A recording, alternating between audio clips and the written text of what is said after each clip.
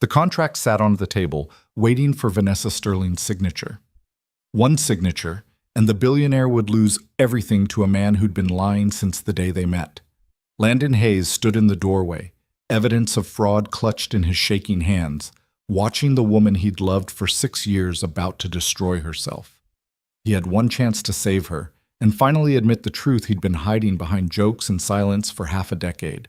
But first, he'd have to get past the con artist who'd already convinced Vanessa that her best friend was just jealous, just bitter, just a working-class fool who couldn't stand seeing her happy. This is a story about love hidden in crooked shelves and late-night pasta, about the home two broken people built without realizing it. Stay until the end, hit that like button, and drop a comment telling me what city you're watching from. I want to see how far this story travels. Landon Hayes learned about disappointment early. His daughter taught him that lesson the hard way when her mother walked out 3 days after she was born, leaving nothing but hospital bills and a note that said she wasn't ready for this kind of life. He was 26 then, working construction 12 hours a day, coming home to a screaming infant he had no idea how to feed properly. The foreman on his crew, old guy named Martinez, had pulled him aside one morning after finding Landon asleep in his truck, baby carrier strapped in the passenger seat. "You look like shit, kid." "Yeah, well, join the club." "You got family?" "Not anymore." Martinez had just nodded, then handed him an extra thermos of coffee without another word. That was 6 years ago.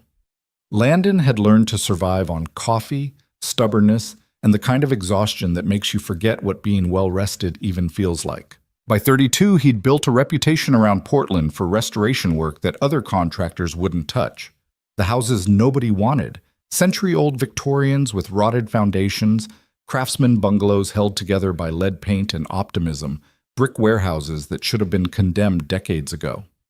He specialized in taking broken things and making them beautiful again, probably because fixing houses was easier than fixing himself. His daughter Emma was 7 now, gap-toothed and stubborn, with her mother's dark hair and his inability to let things go. She spent weekdays with his sister Rachel while he worked, weekends helping him sand furniture and asking questions he didn't know how to answer. "Why don't you have a girlfriend, Daddy?" "Because I'm too busy fixing other people's houses, Bug." "Ms. Vanessa isn't your girlfriend?" "No, she's my friend." "But you smile different when she calls." Kids noticed everything. It was terrifying. Vanessa Sterling had walked into his life 6 years ago carrying architectural plans for a historic apartment building she'd just bought in the Pearl District. She was 24 then, fresh off inheriting a technology fortune from her father's company, looking absolutely lost in a vintage Chanel suit that probably cost more than Landon's truck. She'd found him through a referral from an interior designer who knew he did good work cheap. Their first conversation had been a disaster. "I want to preserve the original character," she'd said, walking through the gutted second floor. "Nothing modern, nothing cold. I want it to feel like someone actually lives here." "You planning to live here?" "Eventually, maybe. I haven't decided." "Well, you should probably decide before I start ripping out walls." She'd looked at him like nobody had ever talked to her that way before. "Excuse me? I'm just saying, if you don't know what you want, I'm going to build what I think you need, and you might hate it." There'd been this long silence where he thought she was going to fire him on the spot. Instead, she'd laughed. This surprised, genuine sound that made her seem younger than 24. "Fine. Build what you think I need. But if I hate it, you're redoing everything for free." Deal. He'd built her an apartment that felt like a home. Exposed brick, refinished hardwood floors, a kitchen with butcher block counters and open shelving instead of sterile cabinets. She'd cried when she saw it finished, which had made him deeply uncomfortable because he didn't know what to do when rich people cried.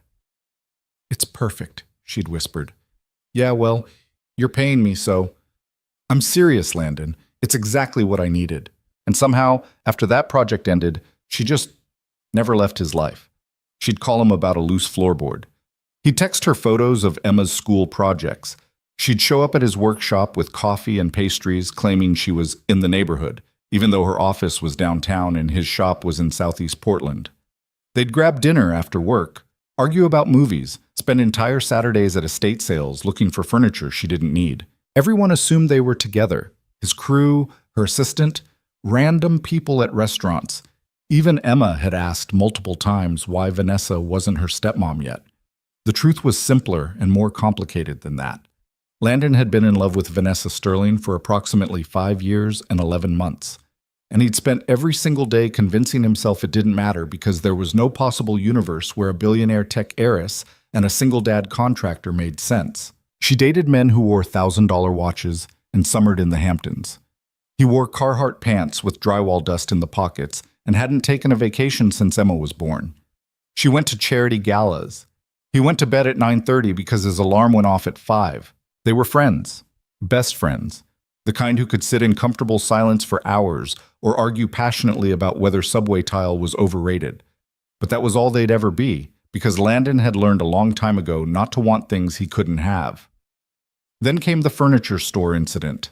Vanessa had bought another property, a small apartment near the river that she claimed she wanted as an escape from her main place downtown, which was insane because her main place was barely 1,500 square feet and already felt like an escape. But she'd asked him to help furnish it, and he'd said yes because he was pathetic and would probably help her furnish a doghouse if she asked. They'd spent the entire weekend together, Saturday hitting every vintage shop and estate sale in the metro area, Sunday assembling furniture, hanging shelves, and bickering about whether the couch should face the windows or the fireplace. "It should face the fireplace," Vanessa insisted, standing in the empty living room with her hands on her hips. She was wearing jeans and one of his old sweatshirts because she'd spilled coffee on her shirt that morning.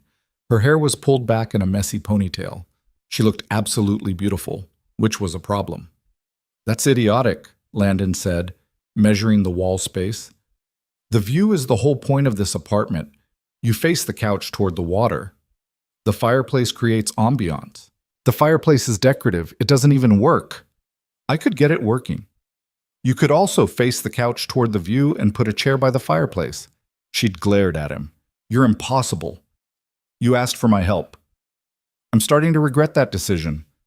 "Yeah, well, you'll regret it more if you put that couch in the wrong spot and I have to move it later." They'd argued for another 20 minutes before compromising on an angle that faced both the windows and the fireplace. Then they'd gone to pick up a dining table from an antique store in Selwood.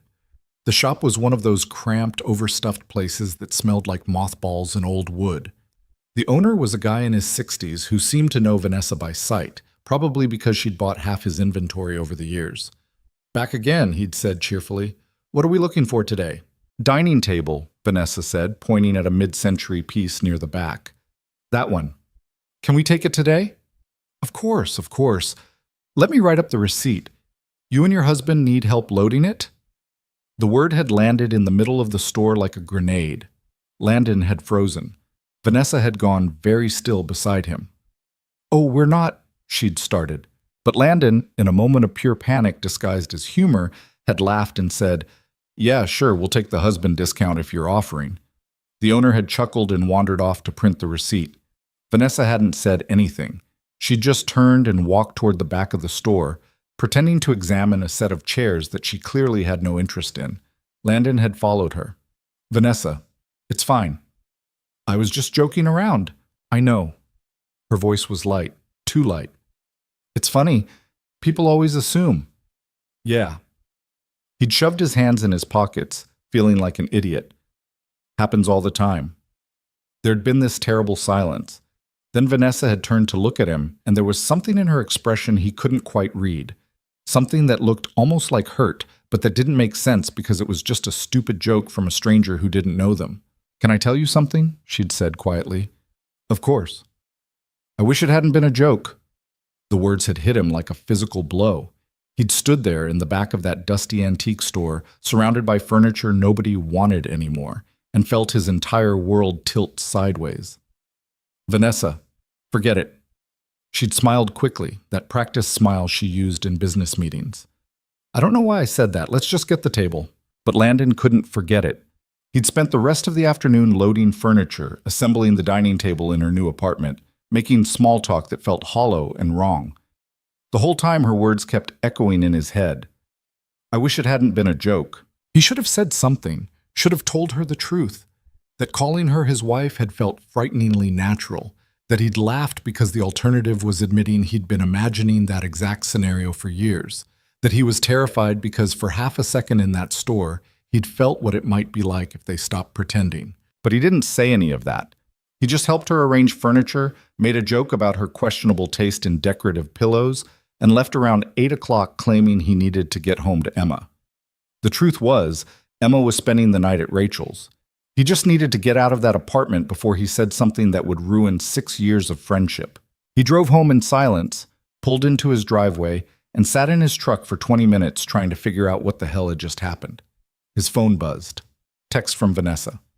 "Thank you for today. Apartment looks perfect." He'd stared at the message for a long time before typing back, "Anytime." What he'd wanted to say was, "I wish it hadn't been a joke either. I've been in love with you since you cried over butcher block counters 6 years ago. I think about what it would be like to call you my wife, approximately 50 times a day. I'm terrified because you could have anyone, and I'm just a contractor with a kid and a mortgage and nothing to offer except drywall skills and a decent sense of humor." Instead, he'd sent "anytime" because he was a coward. 3 days later, everything fell apart. Landon had been in the middle of a bathroom renovation in the West Hills when Vanessa texted asking if he could stop by her new apartment that evening. He'd said yes immediately because apparently he enjoyed torturing himself. He'd picked up pasta from that Italian place she loved, the one that made fresh pappardelle, and charged $20 for what amounted to noodles and butter. Emma was with Rachel for the week, spring break, which meant he had nothing to do except overthink every interaction he'd had with Vanessa for the past 6 years. He'd knocked on her apartment door at 7, holding the takeout bag, rehearsing an apology in his head for the furniture store thing, even though he wasn't sure exactly what he was apologizing for. The door opened. It wasn't Vanessa.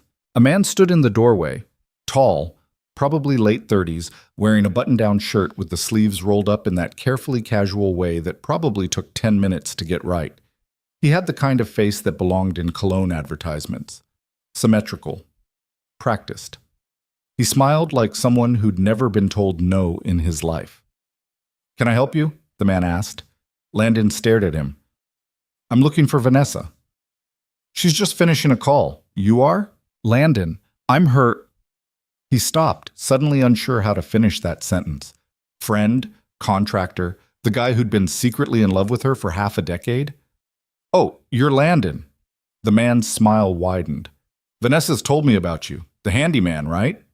Something about the way he said handyman made Landon's jaw tighten. "Contractor." Right, sorry. Come in. I'm Adrian." He stepped back, gesturing Landon inside with the casual confidence of someone who belonged there. Landon walked into the apartment he'd spent an entire weekend furnishing and felt like he was in the wrong place. Adrian had clearly been there a while. There was a wine bottle open on the counter, 2 glasses, jazz playing softly from Vanessa's speaker. "Vanessa," Adrian called toward the bedroom. "Your contractor friend is here." She appeared in the doorway, phone still pressed to her ear, and her face did something complicated when she saw Landon. Surprise, guilt, something else he couldn't name. She held up one finger, 1 minute, and disappeared back into the bedroom. Landon stood in the living room holding pasta that was rapidly getting cold, trying to figure out what the hell was happening. "So," Adrian said, leaning against the kitchen counter like he owned it, "you did the renovation work on this place?" "Some of it." "Interesting choices." Adrian looked around with an expression that managed to be both polite and dismissive. "Bit rustic for someone of Vanessa's standing, don't you think? She wanted it to feel like home." "Right, but—" Adrian gestured vaguely at the exposed brick. "She's a billionaire. She could have something much more impressive." "She didn't want impressive, she wanted comfortable." "Well," Adrian smiled, "people's tastes change." Landon wanted to put his fist through that smile. Instead, he set the pasta down on the dining table, the one he and Vanessa had picked out together, and tried to keep his voice level. "How long have you known Vanessa?" "About 3 weeks. We met at a tech conference. She's brilliant, obviously. We really connected." 3 weeks. This guy had known Vanessa for 3 weeks and was already wandering around her apartment like he lived there. Vanessa emerged from the bedroom, tucking her phone into her pocket. She looked different, hair down, wearing actual heels instead of the sneakers she usually wore around him. Makeup done in a way that suggested she'd been planning to go somewhere before Landon showed up. "Hey," she said, and her voice was careful. I didn't know you were coming by. You texted me, Landon said. That was this morning. I thought... She glanced at Adrian, then back at Landon. I thought you might have been busy. Translation. I thought you'd take the hint that I have company. I brought pasta, Landon said stupidly. That's sweet, but Adrian and I already ate. Right. Landon picked up the bag again, feeling like an absolute idiot. I'll just go then. Actually, Adrian said, moving to stand next to Vanessa in a way that was clearly possessive. Before you do, maybe you could give us your professional opinion on something. Adrian, Vanessa started. I've been telling Vanessa she should consider upgrading, Adrian continued. I have connections to some incredible properties downtown, proper penthouses, the kind of place that actually reflects her status. Landon looked at Vanessa. I thought you bought this place because you liked it. I do like it, she said quickly. But she could like something better, Adrian said. Something with actual amenities, concierge service, security, not just some converted apartment in a neighborhood that's still half industrial. The neighborhood is fine, Landon said. For most people, sure, but Vanessa deserves exceptional. Adrian put his hand on the small of her back. Actually, I wanted to talk to you about an investment opportunity. Exclusive luxury townhouses going up in the West Hills. Limited availability. I could get Vanessa access to the pre-sale. Every alarm bell Landon had developed over 15 years in construction started ringing at once. What company? He asked. Pierce Development Group. It's a private firm. Very selective client base. Never heard of them. Adrian laughed. Well, you wouldn't have. It's institutional level investment, not really your world. There it was again. That subtle dismissal. Your world. Adrian's been really helpful, Vanessa said, and there was something defensive in her tone. He understands the investment side of real estate. I'm sure he does. Landon looked at Adrian. How long have you been in development? Long enough to know a good opportunity when I see one. Adrian smiled. I'm actually putting together a presentation for Vanessa this week. Some really exciting options. Great, Landon said. I'm sure it'll be very exciting. The sarcasm was barely concealed. Vanessa caught it immediately. Landon. I should go. Emma's waiting. It was a lie. Emma was at Rachel's for 3 more days. But Landon needed to get out of that apartment before he said something he'd regret. He headed for the door. Vanessa followed him. Wait, she said quietly. He stopped in the hallway, hand on the doorknob. Are you okay? She asked. Fine. You seem upset. I'm not upset. Landon. He turned to look at her. Who is that guy, Vanessa? His name is Adrian. I told you we met at a conference 3 weeks ago. Yes. And now he's what? Moving into your apartment? He's not moving in. We're just seeing each other. Right. Why do you care? The question came out sharper than he'd expected. You're my friend, Landon. I'm allowed to date people. She was right. She was completely right. And it made him furious. You're right, he said. You should date whoever you want. Then what's the problem? The problem is I've been in love with you for 6 years, and I'm watching you fall for some smooth-talking guy who uses words like institutional-level investment and looks at your apartment like it's beneath you. No problem, Landon said. Just be careful. Careful of what? Guys who show up out of nowhere promising exclusive investment opportunities. It's a red flag, Vanessa. Her expression hardened. You don't even know him. I know his type. His type? Yeah. Guys who see a wealthy woman and start talking about how she deserves better. It's a sales pitch. Or maybe he actually thinks I deserve better than a converted apartment in an industrial neighborhood. She crossed her arms. You sound jealous. The word hit him like cold water. I'm not jealous. Then what are you? Terrified. Heartbroken. Furious at myself for being too much of a coward to tell you the truth 3 days ago, when it might have mattered. I'm trying to look out for you, he said. I don't need you to look out for me, Landon. I'm not one of your renovation projects. The words stung more than they should have. Right, he said. My mistake. He left before she could say anything else. Walked to his truck, threw the bag of pasta in the passenger seat, and drove home in silence. When he got there, he sat in his driveway for the second time in a week, trying to figure out how everything had gone so wrong so fast. His phone buzzed. Text from Vanessa. I'm sorry. I shouldn't have said that. He stared at the message, started typing a response. Deleted it. Started again. Finally sent, it's fine. I'm happy for you. Another lie. He was getting good at those. But Landon Hayes had built a career on fixing broken things, and he knew damage when he saw it. Adrian Pierce was wrong. Everything about him was wrong. The way he looked at Vanessa's apartment with barely concealed contempt. The way he called Landon the handyman like it was an insult. The practiced charm that felt rehearsed. The vague investment opportunity that came with no concrete details. Landon had seen dozens of scams over the years. Contractors who took deposits and disappeared. Investors who promised massive returns on property flips that didn't exist. Smooth talkers who separated wealthy clients from their money with promises of exclusive opportunities. He opened his laptop and started searching. Pierce Development Group, Adrian Pierce, West Hills luxury townhouses. Nothing came up. No website, no business registration, no permits filed with the city. He expanded the search. LinkedIn, Facebook, any trace of Adrian Pierce in the Portland real estate world. Still nothing. He tried a different approach, checked property records for recent sales in the West Hills. Nothing matched what Adrian had described. No luxury townhouse development, no pre-sale opportunities. Landon sat back, staring at his screen. Either Adrian Pierce was lying about his business, or he was operating so far under the radar that he might as well be invisible. Neither option was good. He spent the next 3 hours falling down a research rabbit hole.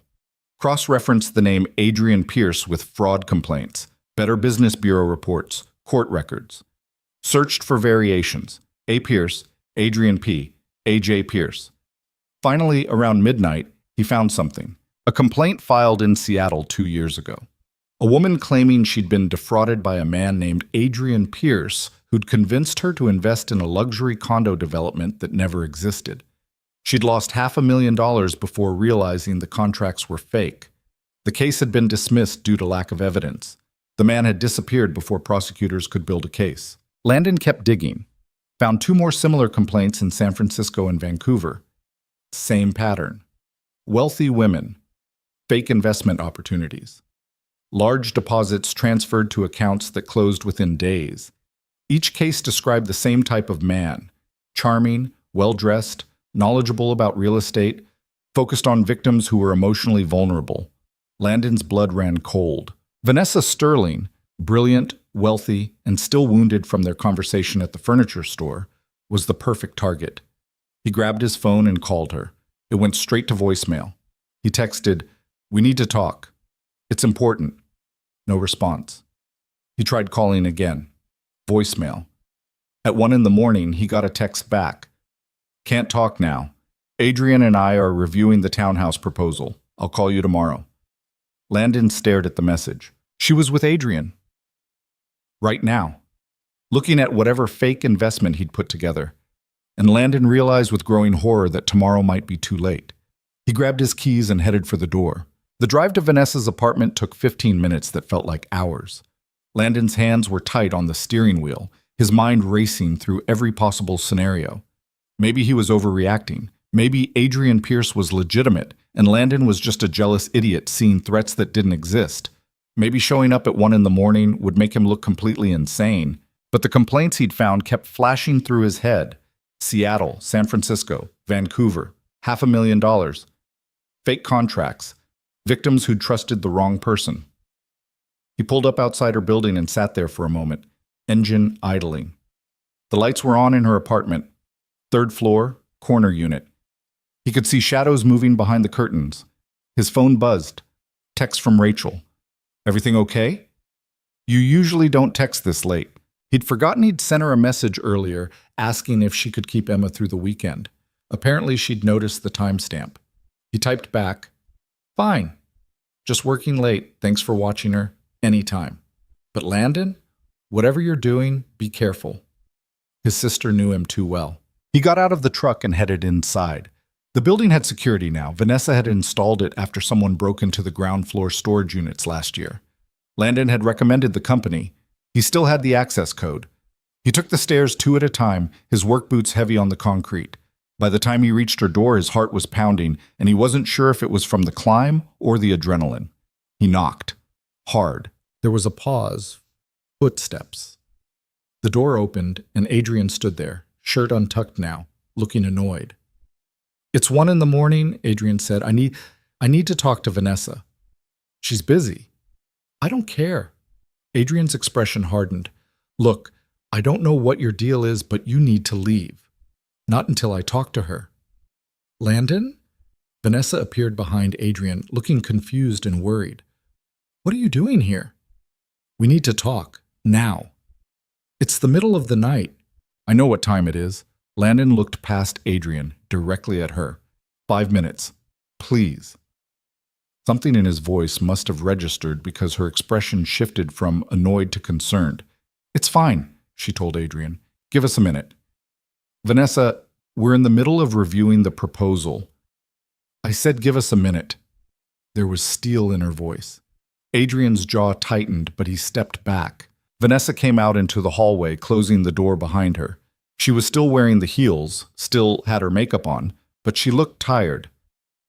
"This better be important," she said. Landon pulled out his phone and showed her the screen. The Seattle complaint. The woman who'd lost $500,000.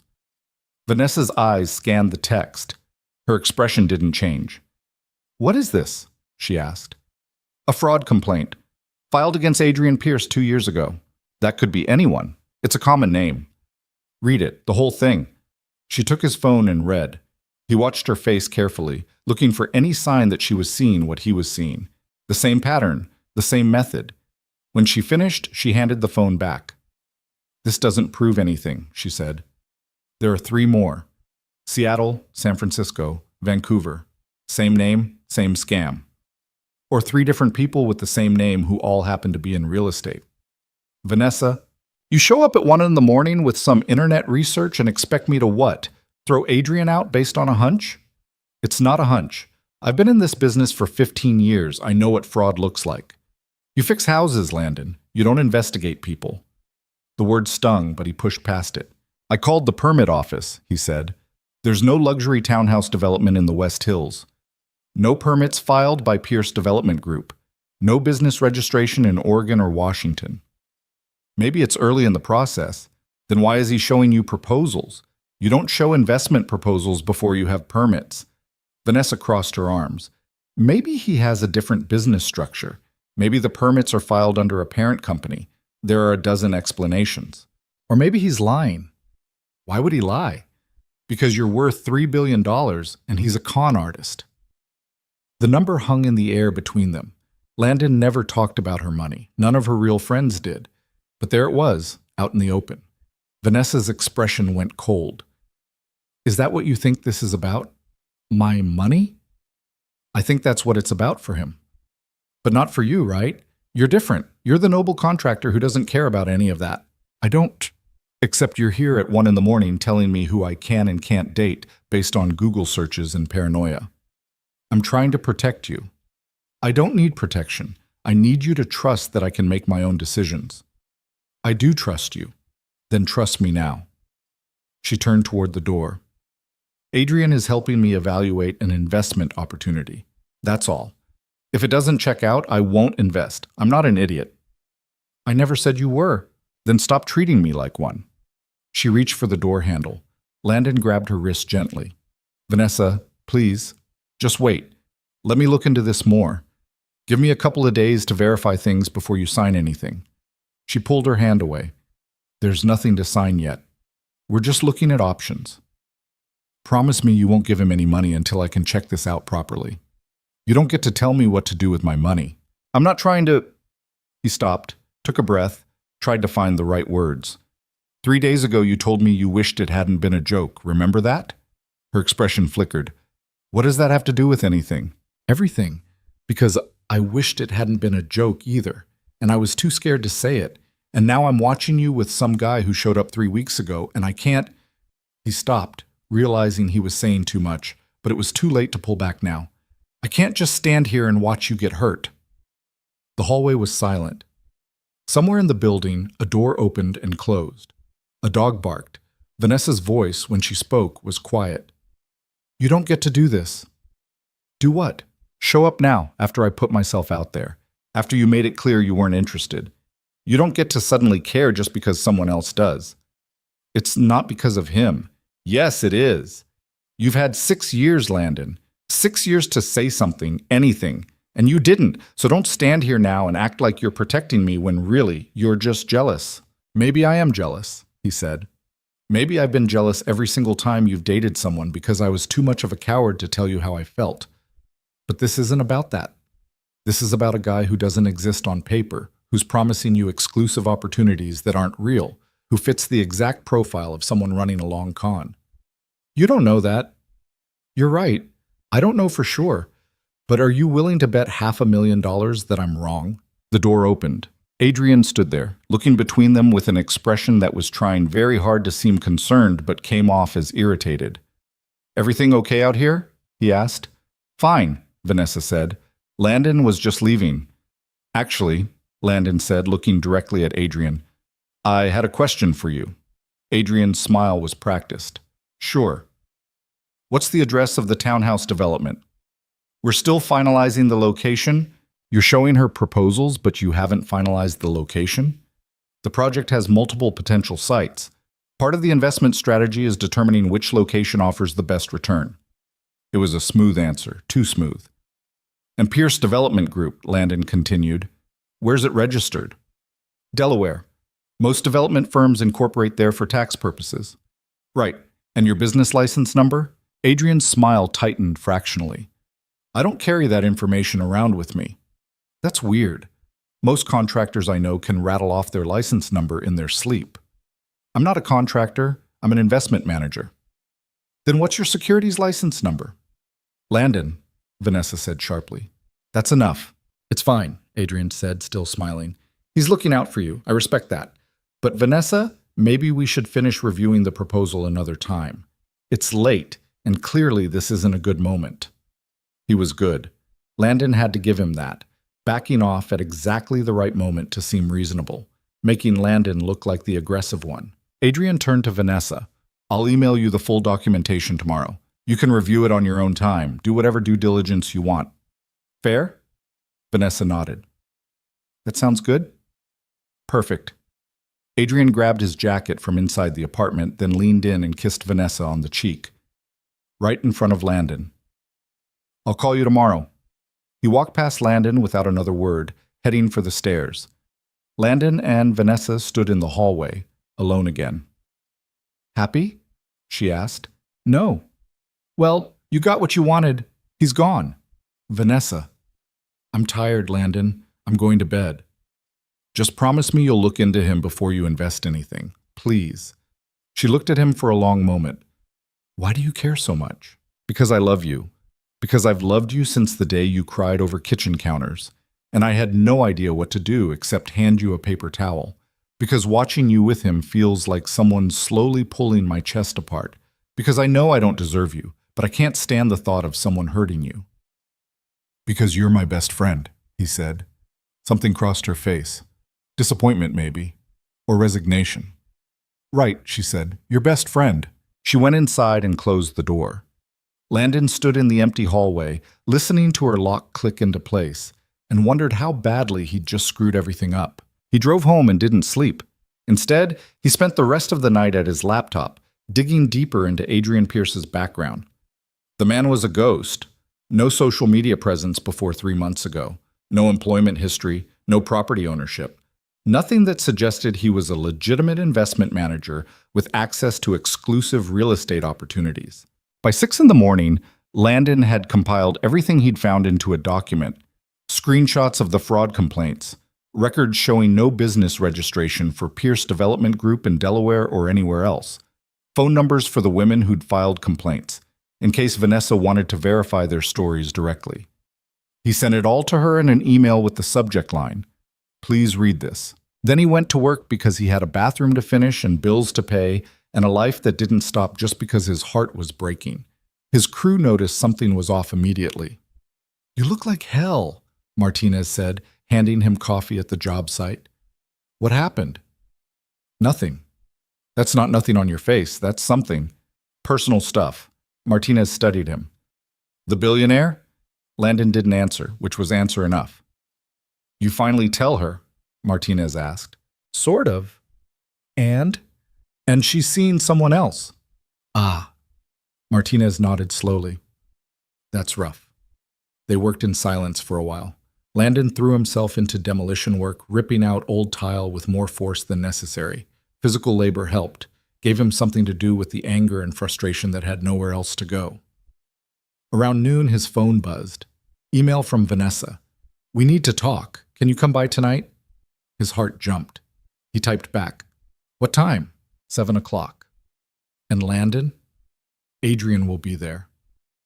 The hope that had started building in his chest immediately collapsed. He showed up at 7 sharp, still wearing his work clothes because he'd come straight from the job site. The apartment door was unlocked. He knocked anyway. Come in, Vanessa called.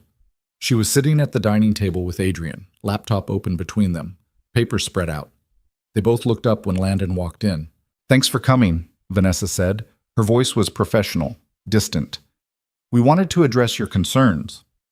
Adrian gestured to the chair across from them. Have a seat. Landon stayed standing. Did you read what I sent you? I did, Vanessa said. And Adrian explained everything. Landon looked at Adrian, who smiled pleasantly. The complaints you found were filed against a different Adrian Pierce, he said. Wrong middle initial. I pulled up my driver's license to show Vanessa. Different birth date, different address. He slid a license across the table. Landon picked it up.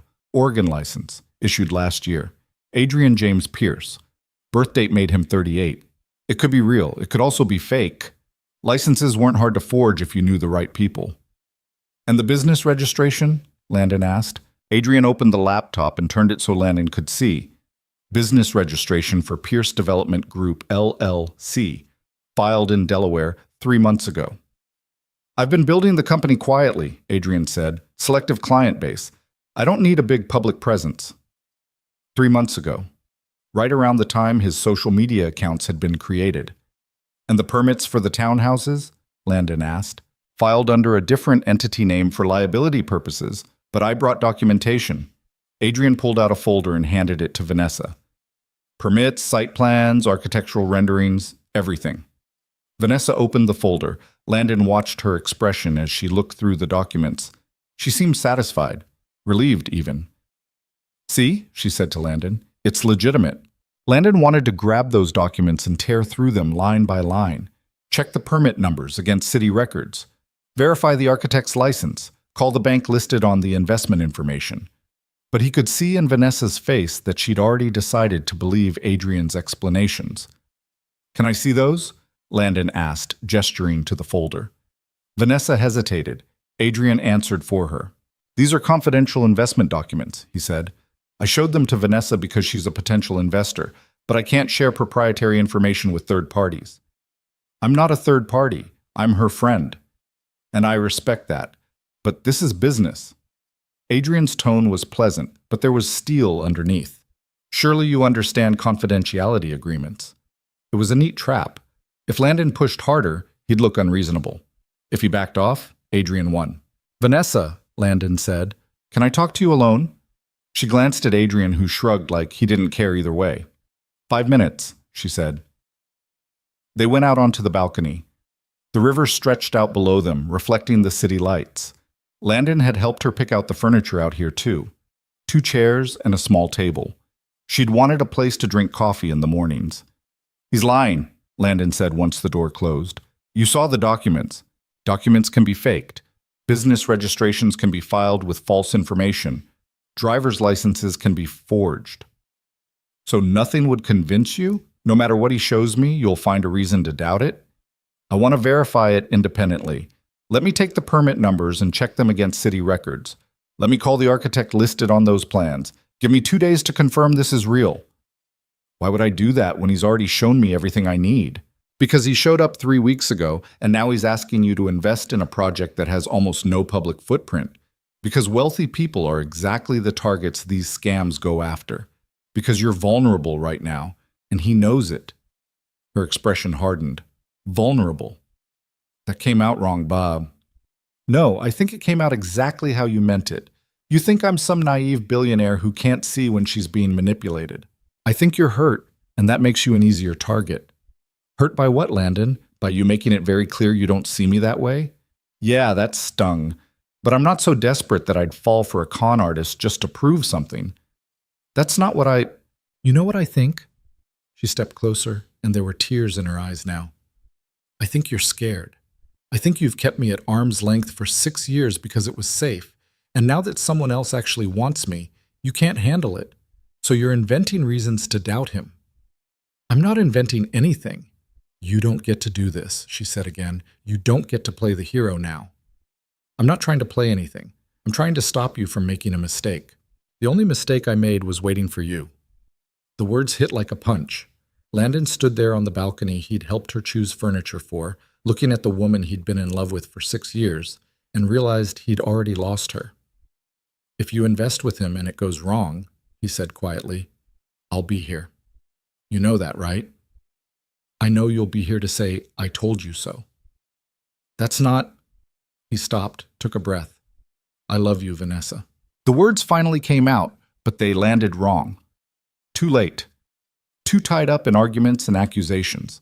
She looked at him for a long moment. I don't believe you, she said. Then she went back inside, leaving him alone on the balcony. Landon stayed there for a while, hands gripping the railing, trying to figure out his next move. Through the glass door, he could see Vanessa and Adrian back at the table, talking, laughing, Adrian's hand on her shoulder. He left without saying goodbye. The next 2 days were torture. Vanessa didn't return his calls or texts. He drove past her apartment twice like a stalker, hating himself for it, but unable to stop. He called the architect listed on Adrian's documents, got a voicemail, left a message asking about the West Hills project. No callback. He checked the permit numbers against city records. They existed, but they were for a different project entirely. Single-family home renovation, not luxury townhouses. Wrong location, wrong scope, wrong everything. He tried calling Vanessa again. Straight to voicemail. On the 3rd day, he got a text from her. I'm investing with Adrian. I wanted you to hear it from me first. His hands shook as he typed back. How much? That's not your business. Vanessa, please don't do this. It's already done. I'm sorry you can't be happy for me. He stared at his phone, feeling physically sick. Then he called his lawyer. I need to know what legal options someone has if they realize they've been defrauded, he said. His lawyer, a woman named Patricia, who'd helped him with Emma's custody arrangements years ago, sounded concerned. What's going on? A friend is about to invest in a fake real estate project. I have evidence it's a scam, but she won't listen. Have they transferred money yet? I think so. She just texted me that it's done. Then she needs to contact the police and her bank immediately. If the money's still in the account, they might be able to freeze it. And if it's not? Patricia was quiet for a moment. Then it's probably gone. These operations move money fast. Offshore accounts, shell companies. By the time victims realize what happened, the money's usually unrecoverable. Landon felt like he was going to throw up. There has to be something. The best option is prevention. If your friend hasn't transferred money yet, tell her not to. If she has, she needs to act immediately. He thanked Patricia and hung up. Tried Vanessa again. Voicemail. He drove to her apartment. The lights were off. He called the front desk, claimed he was there to check on a maintenance issue. The concierge told him Miss Sterling had left that morning with luggage. Said she'd be gone for a few days. Did she say where? Landon asked. I'm not at liberty to share tenant information, sir. He sat in his truck outside her building, trying to think. Adrian had probably convinced her to go somewhere with him. Wine country, maybe. Or the coast. Somewhere romantic where she'd be isolated from friends who might talk her out of whatever she was doing. His phone rang. Unknown number. Hello? Is this Landon Hayes? A woman's voice. Unfamiliar. Yeah, who's this? My name is Jennifer Marsh. I got your number from a voicemail you left my office. You asked about a townhouse development in the West Hills? The architect. Yes, Landon said, sitting up straighter. Are you working on that project? That's why I'm calling. I'm not working on any project in the West Hills. Someone used my name and license number on fraudulent documents. Landon's heart started pounding. When did you find out? Yesterday. The city called me to verify some permit information and I had no idea what they were talking about. I've filed a police report. If you have any information about who's using my credentials, I need it. His name is Adrian Pierce. He showed these documents to a friend of mine to convince her to invest. Has she transferred any money? I think so. She needs to contact the police immediately. And her bank. I'm serious. This needs to happen today. I've been trying to reach her. She's not answering. Jennifer was quiet for a moment. Then you need to find her. Because whoever this Adrian Pierce is, he's running a sophisticated fraud operation. And if your friend gave him money, she's in serious trouble. Landon thanked Jennifer and hung up, his mind already racing through options. He tried Vanessa's number again. Voicemail. He texted her. Urgent. Call me immediately. It's about Adrian. No response. He called her assistant, a competent woman named Diane, who'd worked for Vanessa for 3 years. Diane, it's Landon Hayes. I need to reach Vanessa. Do you know where she is? She took a few personal days. She didn't say where. Did she mention Adrian Pierce? There was a pause. She said she was going to look at a property with him, some investment opportunity. Why? Because he's a fraud. I need to reach her before she gives him any more money. Oh my... Diane's voice went tight with worry.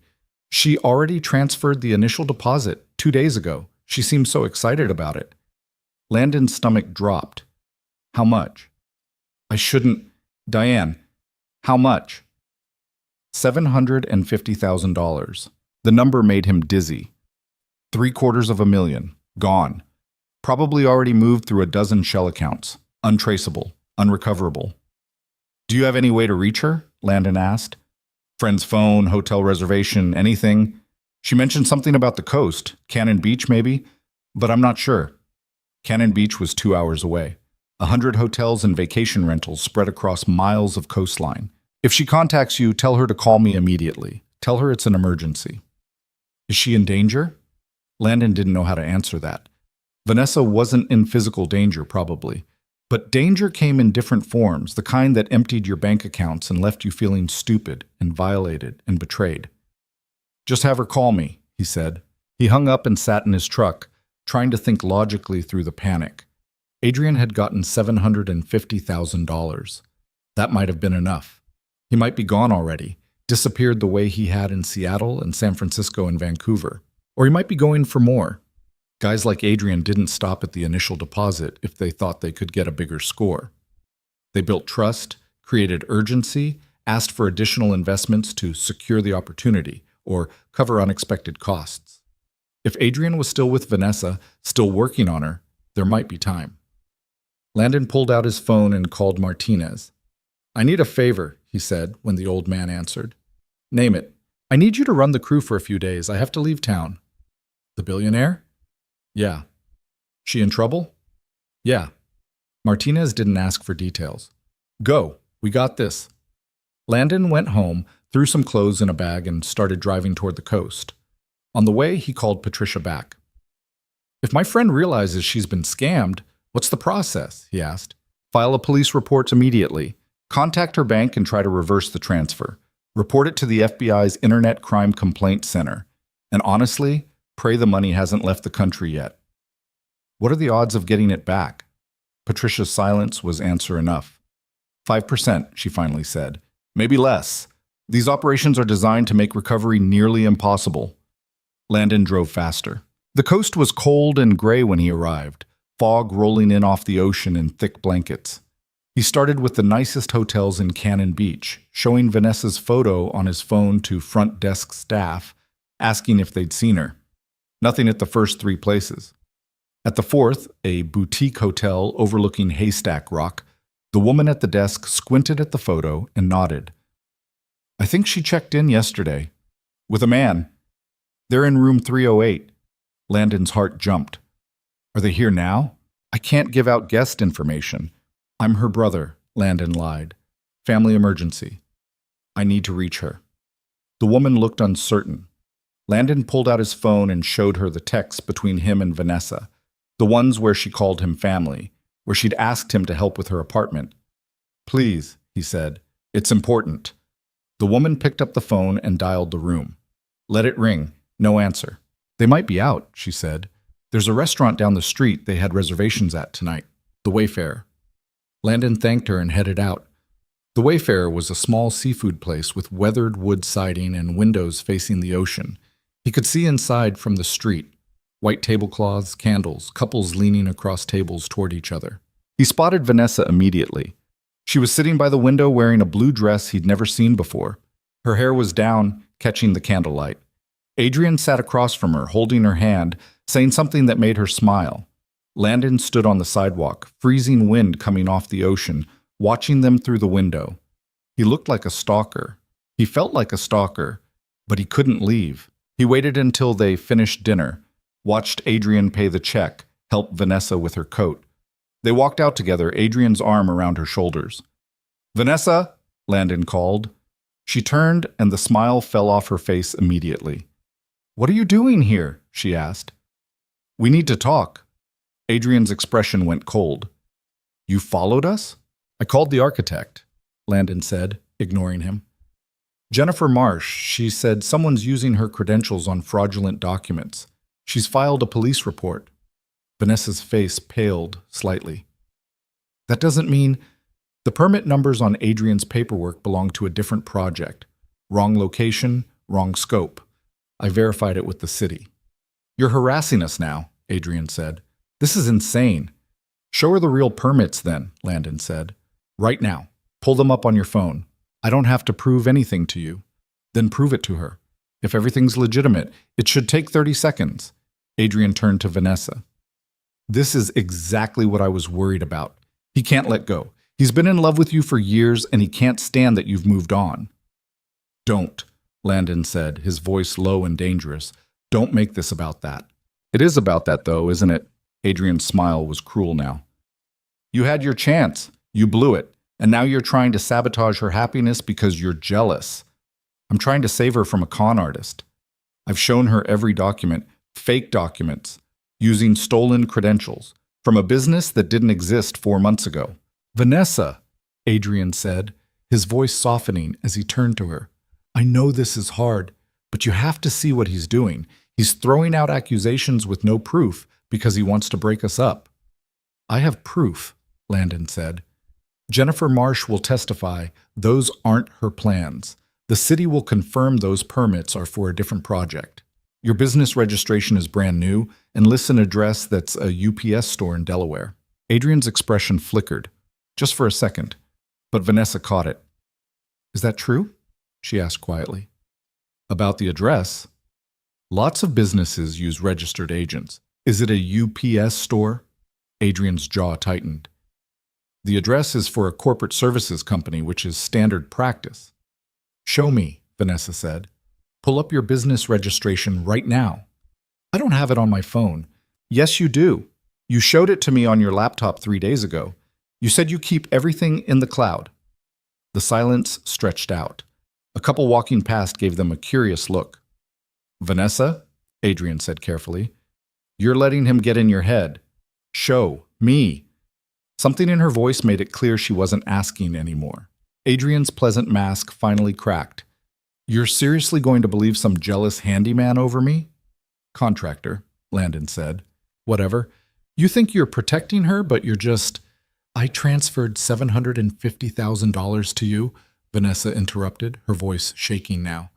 "Show me the business registration or I'm calling the police right now." Adrian looked at her for a long moment. Then he laughed, but it didn't sound amused.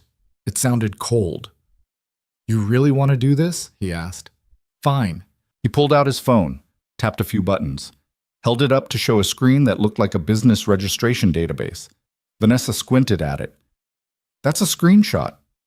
"It's a photo of the registration." "Show me the actual website. Navigate to it right now." Adrian's expression went flat. "You know what? I don't have to stand here and be interrogated because your obsessed friend showed up." "Then leave," Vanessa said. "Leave right now and I'll know everything Landon said is true." "You're making a mistake." "Probably. But I've made bigger ones, like trusting you." Adrian's face changed completely. The charm disappeared, replaced by something hard and calculating. You're going to regret this. Is that a threat? Landon stepped forward, putting himself slightly between Adrian and Vanessa. It's a fact. You just screwed yourself out of the investment opportunity of a lifetime because you listened to a guy who fixes toilets for a living. I renovate historic properties, Landon said. But yeah, sometimes that involves toilets. Adrian ignored him, focused on Vanessa. I could have made you so much money. But instead, you're going to stay stuck in your sad little life, hanging around with, he gestured dismissively at Landon, whatever this is. I want my money back, Vanessa said, and her voice was stronger now. All of it, tomorrow. Adrian smiled, and it was the ugliest expression Landon had ever seen. Good luck with that, he said.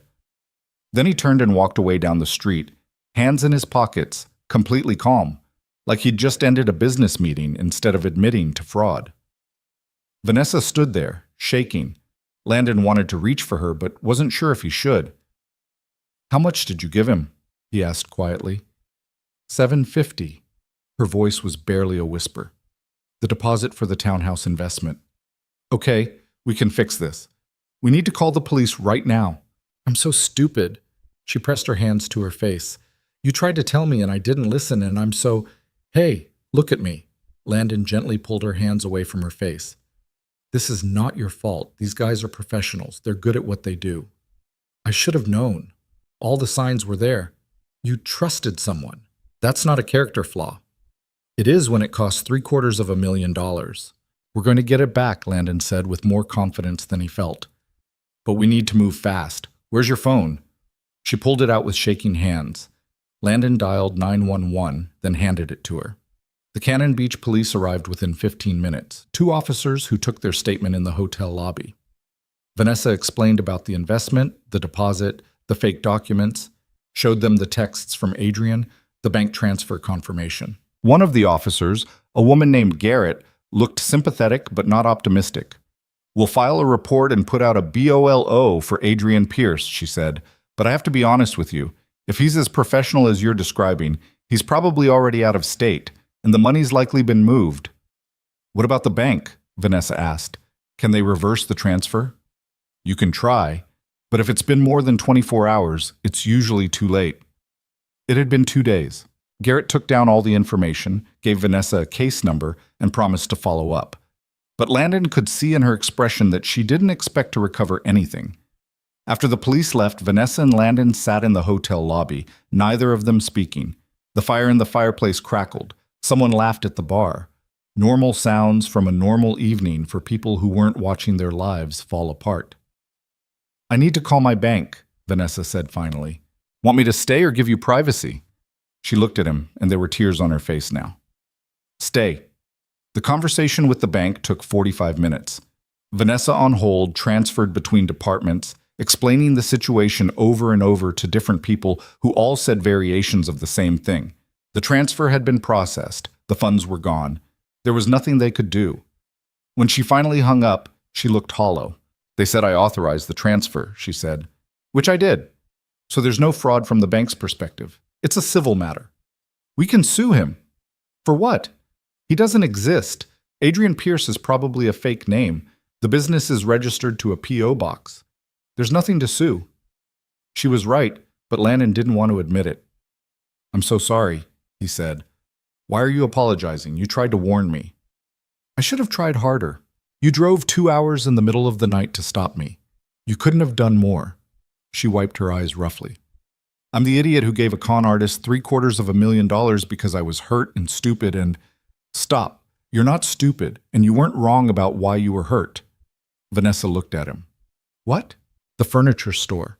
When you said you wished it hadn't been a joke. You were right. I was scared. I've been scared for 6 years because falling in love with you felt like standing at the edge of a cliff, and I kept telling myself it was better to stay safe than risk everything. Landon, and then Adrian showed up and I watched you with him, and it killed me. Not just because I was jealous, but because I knew I'd wasted so much time being a coward. You're not a coward. You're the only person who saw through him. I should have seen you, really seen you, instead of hiding behind jokes and this idea that we were too different to work. Vanessa was quiet for a long moment. The fire popped. Someone at the bar ordered another round. I gave him $750,000 because I was trying to prove I didn't need you, she said finally. I was hurt and angry, and when Adrian came along and seemed interested, I wanted to believe it. I wanted to believe someone could want me without it being complicated or scary or... She stopped. I knew something was off from the beginning, but I ignored it because ignoring it felt better than admitting you didn't want me the same way. I did want you. I do want you. I've wanted you since you cried over kitchen counters because someone finally built you something that felt like home. Then why didn't you say anything? Because you're a billionaire and I'm a contractor with a kid and a mortgage. Because you go to charity galas and I haven't bought a suit in 10 years. Because every guy you've ever dated looks like they stepped out of a magazine and I look like I stepped out of a construction site. I don't care about any of that. I know, but I did. I let it matter more than it should have. Vanessa reached across the space between them and took his hand. Her fingers were cold. I don't know how to fix this, she said quietly. The money's gone. Adrian's gone. And I feel like the world's biggest fool. You're not. And we'll figure it out. Maybe the FBI can track him. Maybe he'll make a mistake. Maybe nothing. He's done this before and gotten away with it. He'll do it again to someone else, and I'll just be another idiot who didn't see it coming. Landon squeezed her hand. Then we make sure other people see it coming. We go public with what happened. Warn people. Make it harder for him to do this again. Great. So everyone will know I'm an idiot billionaire who got scammed. Or they'll know you're someone who trusted the wrong person and is brave enough to help others avoid the same mistake. Vanessa looked at him, really looked at him, and some of the hollowness in her expression eased slightly. When did you get so smart? She asked. I've been hanging around this brilliant woman for 6 years. Some of it must have rubbed off. She almost smiled. Almost. They sat there for a while longer, hands linked, watching the fire burn down to embers. Eventually, Vanessa said she should probably try to sleep, even though she doubted she'd be able to. Do you want me to stay? Landon asked. I can get a room. Just be here if you need anything. You don't have to. I want to. She nodded. Okay. The hotel didn't have any available rooms. Tourist season, the front desk apologized. Everything was booked. It's fine, Landon said. I'll sleep in my truck. Don't be ridiculous. My room has 2 beds. Vanessa. It's late. You drove 2 hours and I don't want to be alone. Just take the other bed. So he did. They went up to room 308, the room Adrian had shared with her just hours ago, which felt wrong and uncomfortable, but there was nothing to be done about it. Vanessa disappeared into the bathroom. Landon heard water running, the sound of her brushing her teeth, then silence. When she came out, she was wearing pajamas and her face was scrubbed clean of makeup. She looked young and tired and beautiful. She climbed into her bed. Landon took off his boots and stretched out on top of the covers of the other bed, still fully dressed. You can get under the blankets, Vanessa said. You don't have to sleep in your jeans. I'm fine. Landon. Yeah? Thank you for coming. For believing me even when I didn't believe you. Always? She was quiet for a moment. Then, do you think we can fix this? Not just the money. Us. Landon thought about the 6 years they'd wasted, the chances they'd missed, the ways they'd both hidden behind fear and assumption. Yeah, he said. I think we can. How? By stopping lying to ourselves about what we want. And what do you want? He could have deflected, made a joke, changed the subject. But he'd spent 6 years doing that and it had gotten him nowhere. You, he said simply. I want you. The late-night dinners and the arguments about furniture and the way you cry over kitchen counters. I want to wake up next to you and fix your shelves when they fall down and watch you try to cook, even though you're terrible at it. I want everything, not your money, not your status, just you. Vanessa was crying again, but quietly this time. I'm terrible at cooking, she said. The worst. And my shelves fall down a lot. I've noticed. And I just lost $750,000 to a con artist. Nobody's perfect. She laughed through the tears, which was probably the goal. They lay there in the dark, in separate beds in a hotel room on the Oregon coast, and for the first time in 6 years, neither of them was pretending. Landon, Vanessa said after a while. Yeah? I love you too. In case that wasn't clear. It was clear, had probably been clear for years, but hearing her say it still made his chest tight. Get some sleep, he said. We'll figure out the rest tomorrow. But tomorrow came with complications neither of them expected. Landon woke up to his phone buzzing. Text from an unknown number. You cost me a big score. That's going to be a problem. He sat up, suddenly wide awake. Vanessa was still asleep in the other bed, curled on her side. Another text. Tell your girlfriend to watch her back. Landon's blood went cold. He screenshot the messages and forwarded them to Officer Garrett, then called her directly. He's threatening her, Landon said when she answered. I'll send a unit to the hotel, Garrett said. Don't leave the room until they arrive. Landon woke Vanessa and showed her the texts. The fear in her eyes made him want to punch something. He knows where we are, she said. He knew what hotel you were staying at. But we can move. Get you somewhere safe. Safe from what? He's not going to... She stopped. He wouldn't actually hurt me, right? Landon didn't know. Adrian had seemed like the kind of guy who'd cut his losses and run, but people got unpredictable when they felt cornered. And Landon showing up had definitely cornered him. The police arrived within 20 minutes. They took statements, documented the threats, and recommended Vanessa return to Portland immediately. We'll increase patrols around your residence, Garrett said, and I'd suggest varying your routine for a while. Don't go places alone. Let people know where you are. They drove back to Portland in silence, Vanessa following in her car while Landon led the way. He kept checking his rearview mirror, looking for any vehicle that might be tailing them.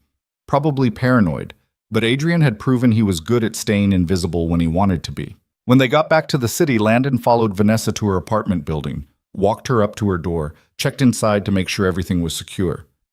I can stay, he offered. Sleep on your couch. Just until we know he's really gone.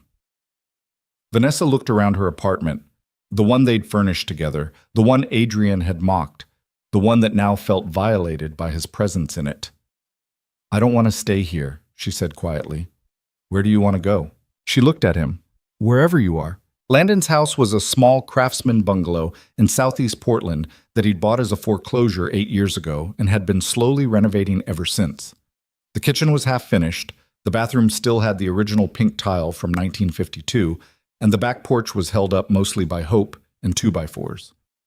But it was his and Emma's, and it had never felt inadequate until he pulled into the driveway with a billionaire in the car behind him. Vanessa parked on the street and got out, carrying an overnight bag. She looked at the house with an expression Landon couldn't quite read. It's not much, he said. It's perfect, she said, and he realized she meant it. Inside, the living room was cluttered with Emma's art projects and his work boots, and a stack of lumber samples he'd been meaning to put away for 3 weeks. Vanessa set her bag down and looked around like she was seeing something precious. You built that shelf, she said, pointing to the bookcase along the wall. Yeah, it's crooked. It has character. That's a nice way of saying I screwed up the measurements. She smiled, and it was the first real smile he'd seen from her since Cannon Beach. I like it anyway. Landon showed her the guest room, Emma's room technically, but his daughter was still at Rachel's for 2 more days. The walls were painted purple because Emma had insisted, and there were glow-in-the-dark stars on the ceiling that Landon had spent an entire evening arranging into constellations that weren't remotely accurate. This is her room? Vanessa asked. Yeah, sorry about the color. Don't apologize. It's brave. She set her bag on the bed. Does she know about me? She knows we're friends. She asks sometimes why you're not my girlfriend. What do you tell her? That it's complicated. Vanessa sat down on the edge of Emma's bed, under the crooked stars. Is it still complicated? Landon leaned against the door frame. I don't know. You just lost $750,000 and got threatened by a con artist. Probably not the best time to figure out relationship stuff. Or maybe it's exactly the right time. Life doesn't wait for perfect moments. No, Landon agreed. It really doesn't. They ordered takeout because neither of them felt like cooking and ate it sitting on Landon's worn couch with the TV on low, not really watching whatever was playing. Vanessa kept checking her phone, monitoring her bank accounts, reading updates from the police, forwarding information to her lawyer. Anything? Landon asked. No, it's like he disappeared. The police checked the hotel where we were staying and he'd already checked out. Paid in cash, fake ID. There's no trace of him. What about the bank account you sent the money to? Closed. The funds were transferred out within hours, and the account was shut down the next day. Where'd the money go? Offshore. The Caymans, my bank thinks, but they can't confirm without international cooperation, and that takes weeks or months. She set her phone down. It's gone, Landon. I need to accept that. We can hire a private investigator. With what money? I just lost $750,000. He knew she was being sarcastic. Vanessa Sterling had money that made $750,000 look like pocket change. But that wasn't the point. The point was she felt violated and stupid and scared, and throwing more money at the problem wouldn't fix those feelings. I'm sorry, he said. Stop apologizing. You didn't do this. I should have stopped it sooner. You tried. I didn't listen. She pulled her knees up to her chest, making herself small on his couch. I keep replaying it in my head, all the warning signs I ignored, the way he showed up out of nowhere, how he always had an answer for everything, the fact that he seemed too good to be true. That's what they count on. People wanting to believe. I wanted to believe someone could want me without all the baggage, without the money and the comparisons and the expectations. She looked at him. Without 6 years of history. Landon moved closer, close enough that their shoulders touched. The history isn't baggage, he said. It's the whole point. Anyone can want you for a few weeks. I've wanted you for 6 years. Through the bad haircut you got in 2021 and the time you tried to install your own ceiling fan and nearly electrocuted yourself. Through every terrible date you went on and every time you called me at 2 in the morning because you couldn't sleep. That was once. It was 4 times. Okay, 4 times. But who's counting? Me. I've been counting everything. Every coffee you brought to the job site, every time you laughed at my terrible jokes, every furniture store and estate sale and late-night dinner. I've been counting it all because I was too scared to admit what it meant. Vanessa leaned her head on his shoulder. She smelled like hotel shampoo and something floral he couldn't name. What did it mean? She asked quietly. It meant I was falling in love with you in the slowest, most pathetic way possible. One shelf at a time. She was crying again. Landon was starting to recognize the different kinds of crying. The angry kind from the hotel, the scared kind from this morning, and this one, which felt different, softer somehow. I'm a mess, she said. Yeah. That's supposed to be the part where you say, no, you're not. You asked me to stop lying. She laughed despite the tears. Fair point. They sat there while the takeout containers got cold, and the TV cycled through shows neither of them cared about. Eventually, Vanessa fell asleep, still leaning against him. Landon didn't move. His shoulder went numb and his back started to ache, but he stayed exactly where he was, watching her breathe, thinking about all the ways this could still go wrong. His phone buzzed. Another text from the unknown number. She's not safe anywhere. Landon's jaw tightened. He screenshot it and forwarded it to Officer Garrett, then deleted the message so Vanessa wouldn't see it if she looked at his phone. She didn't need more fear on top of everything else. He must have dozed off eventually because he woke up to sunlight coming through the windows and Vanessa gone from the couch. Panic hit him for about 3 seconds before he heard sounds from the kitchen. He found her standing at his stove, attempting to make eggs. The attempt was not going well. Those are burnt, he said. She jumped, spatula clattering against the pan. I was trying to make breakfast. I can see that, but you're burning my kitchen. It's harder than it looks. Everything's harder than it looks when you're you. She glared at him, but there was no heat in it. I'm trying to be helpful. You want to be helpful? Move. He took the spatula from her and assessed the damage. The eggs were beyond saving. He scraped them into the trash and started over. Vanessa sat at his small kitchen table, watching him cook. Where'd you learn to do that? YouTube, mostly, and necessity. Emma has to eat and I can't afford takeout every night. Your daughter's lucky. My daughter's 7 and thinks mac and cheese is a vegetable. I'm not winning any parenting awards. You're doing it alone. That counts for something. Landon plated the eggs and set them in front of her with toast and coffee. She took a bite and made a sound that was almost happy. This is really good, she said. It's eggs, don't get excited. Still better than anything I could make. They ate in comfortable silence. Outside, Landon could hear his neighbor mowing the lawn. Normal sounds from a normal morning. It felt surreal given everything that had happened in the past week. I should probably go home, Vanessa said eventually. Check my apartment, deal with all the calls my lawyer keeps leaving. Or you could stay here, just until the police confirm Adrian's left town. Landon, I'm serious. You've got a psycho con artist threatening you. I've got a guest room and a door that locks. Makes sense. What about Emma? She comes home in 2 days. Then you'll meet her. Officially. Vanessa set down her fork. As what? Your friend? Your girlfriend? The woman who's hiding out in her bedroom? As the woman I'm in love with who happens to be staying here for a while. We'll figure out the details as we go. That's your plan? Wing it? I've been winging it with you for 6 years. Seems to be working so far. She smiled despite herself. You're ridiculous. Yeah, but you love me anyway. I'm starting to question my judgment. Too late. You already admitted it. Vanessa stayed. They fell into a strange domestic rhythm over the next 2 days. Landon went to work sites while Vanessa worked remotely from his dining room table, fielding calls from her lawyer and the FBI agent who'd been assigned to her case.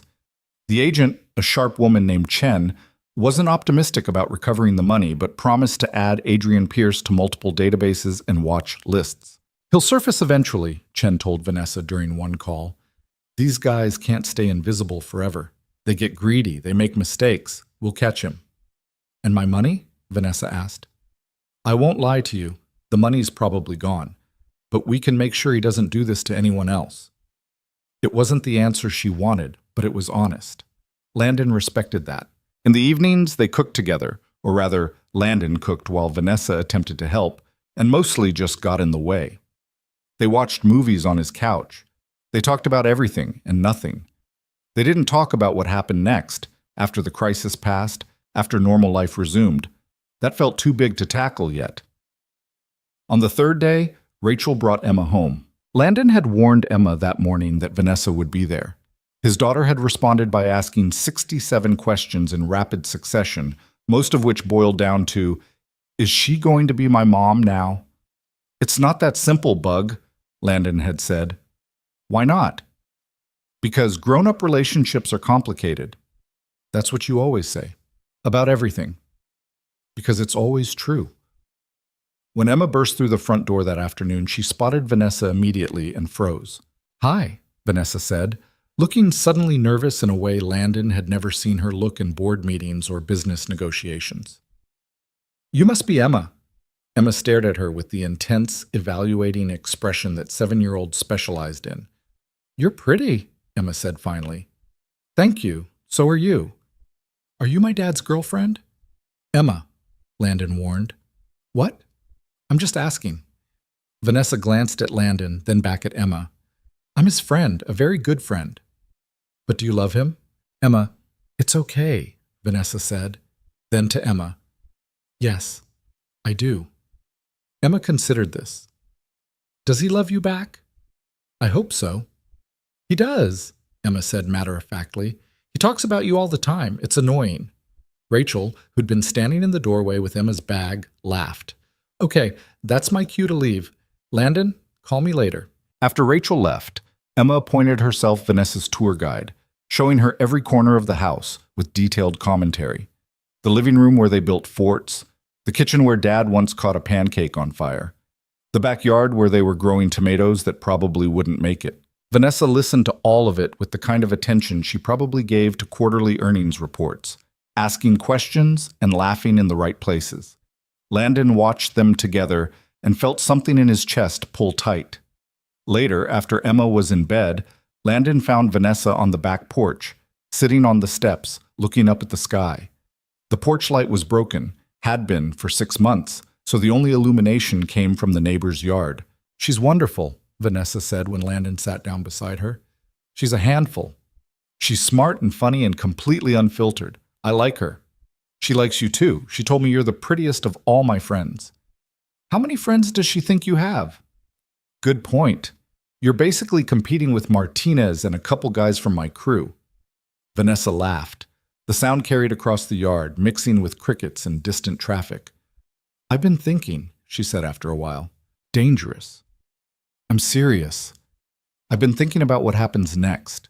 When this is over, When Adrian's caught or disappears for good and life goes back to normal. What about it? I don't want normal. Not the old normal, anyway. Landon waited. Let her work through whatever she was trying to say. I've spent 6 years building a life that looked impressive on paper, Vanessa continued. The right apartment, the right investments, the right connections. And none of it mattered. None of it stopped me from falling for a con artist or feeling completely alone. You're not alone. I know. Because of you. Because you drove 2 hours in the middle of the night and called architects and verified permits and refused to let me make the biggest mistake of my life. She turned to look at him. You've been the most important person in my world for years, and I kept trying to find someone else to fill that space because I was too scared to admit what I really wanted. What do you really want? This. Burnt eggs and crooked shelves and a 7-year-old telling me I'm pretty. I want late-night dinners and arguments about furniture and someone who sees me as just Vanessa, not Vanessa Sterling with $3 billion. Landon took her hand, threading their fingers together. I can give you all of that except the money part, he said. I'm pretty broke. I don't care about money. You say that now, but wait until you see what contractors make. Landon. Yeah? Shut up and kiss me. So he did. Right there on his broken back porch, with the neighbor's dog barking and Emma probably not actually asleep upstairs, he kissed Vanessa Sterling like he'd been wanting to kiss her for 6 years. She tasted like the coffee they'd shared after dinner, and something sweet he couldn't name, and when they finally pulled apart, both of them were breathing hard. That was, Vanessa started. Yeah. We should have done that years ago. Probably. Why didn't we? Because I'm an idiot, and you're terrifying. She laughed and kissed him again, softer this time. When they separated, she leaned her head on his shoulder, fitting against him like furniture they'd chosen together. What do we tell Emma? She asked. The truth. That I'm in love with you, and you're in love with me, and we're going to figure out the rest as we go. That's your whole plan? Still just winging it? Do you have a better one? No, she admitted, but I've never been good at winging things. I like plans and spreadsheets and knowing exactly what's going to happen. How's that working out for you so far? She elbowed him. Point taken. They sat there until the cold drove them inside. Upstairs, Landon checked on Emma and found her actually asleep this time, starfished across her bed with her blankets kicked off. He covered her up and stood there for a moment, looking at his daughter and thinking about how much his life was about to change. In the guest room, Vanessa was already in bed, reading something on her phone. She looked up when Landon appeared in the doorway. You okay? She asked. Yeah, just thinking. About? About how I spent 6 years convinced we didn't make sense. You with your money and your world, me with my work boots and my mortgage, and how stupid all of that seems now. It's not stupid, it's scary. Letting yourself want something that feels impossible.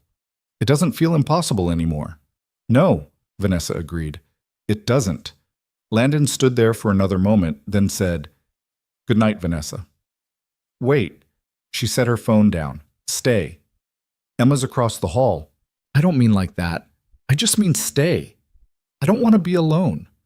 So Landon grabbed a pillow from the linen closet and stretched out on top of the covers next to her. Vanessa turned off the light and moved closer, her head finding the space between his shoulder and chest that seemed designed for exactly that purpose. This is weird, she said. What is? Being happy. After everything that happened. I should be devastated about the money, terrified about Adrian, spiraling about all my bad decisions. Are you? A little, but mostly I'm just happy. Is that wrong? No, it's human. I keep waiting for the other shoe to drop. Maybe there isn't another shoe. Maybe this is just what it is. She was quiet for a while. Then, Landon? Yeah? Thank you for not giving up on me. I couldn't give up on you if I tried. Promise? Promise. She fell asleep first, her breathing evening out against his chest. Landon lay there in the dark, listening to the house settle around them, and thought about crooked shelves and burnt eggs and all the imperfect things that somehow added up to exactly right. His phone buzzed. Another text from Adrian's number. Enjoy it while it lasts. Landon deleted it without responding. Whatever Adrian Pierce was trying to do, scare them, intimidate them, get some final twisted satisfaction, it wasn't going to work. He'd already lost. The money was gone, but Vanessa was safe, and Landon had finally stopped being a coward. The next morning brought news. Officer Garrett called while Landon was making breakfast, and Emma was showing Vanessa her rock collection. "We got a hit on Adrian Pierce," Garrett said. "TSA flagged him trying to board a flight to Panama City yesterday. He's in custody." Landon's hand tightened on his phone. "He's arrested?" "For now. We're holding him on fraud charges, but his lawyer's already fighting extradition since the crime occurred in Oregon and he was arrested in California." "What does that mean?" "It means it's going to be a legal mess, but at least he's not out there threatening you anymore," Landon told Vanessa after Emma went outside to play. She took the news quietly, processing. "Does this mean I might get the money back?" she asked. Garrett didn't say, but at least he's off the streets. For now. Until his lawyer gets him out or he makes bail or whatever happens in these cases. She sat down at the kitchen table, looking tired. "I don't know how to feel about this." "You don't have to know. You can just feel it. I'm angry and relieved and still stupid for falling for it in the first place." "You're not stupid. Everyone's going to think I am when this goes public. Billionaire heiress scammed out of $750,000. It'll be headlines for weeks. So let it be headlines. Let other people learn from it. Maybe it saves someone else." Vanessa looked at him. "When did you become so wise?" "I'm not wise. I just stopped caring what other people think about us." "Us?" she repeated. "I like the sound of that." "Yeah?"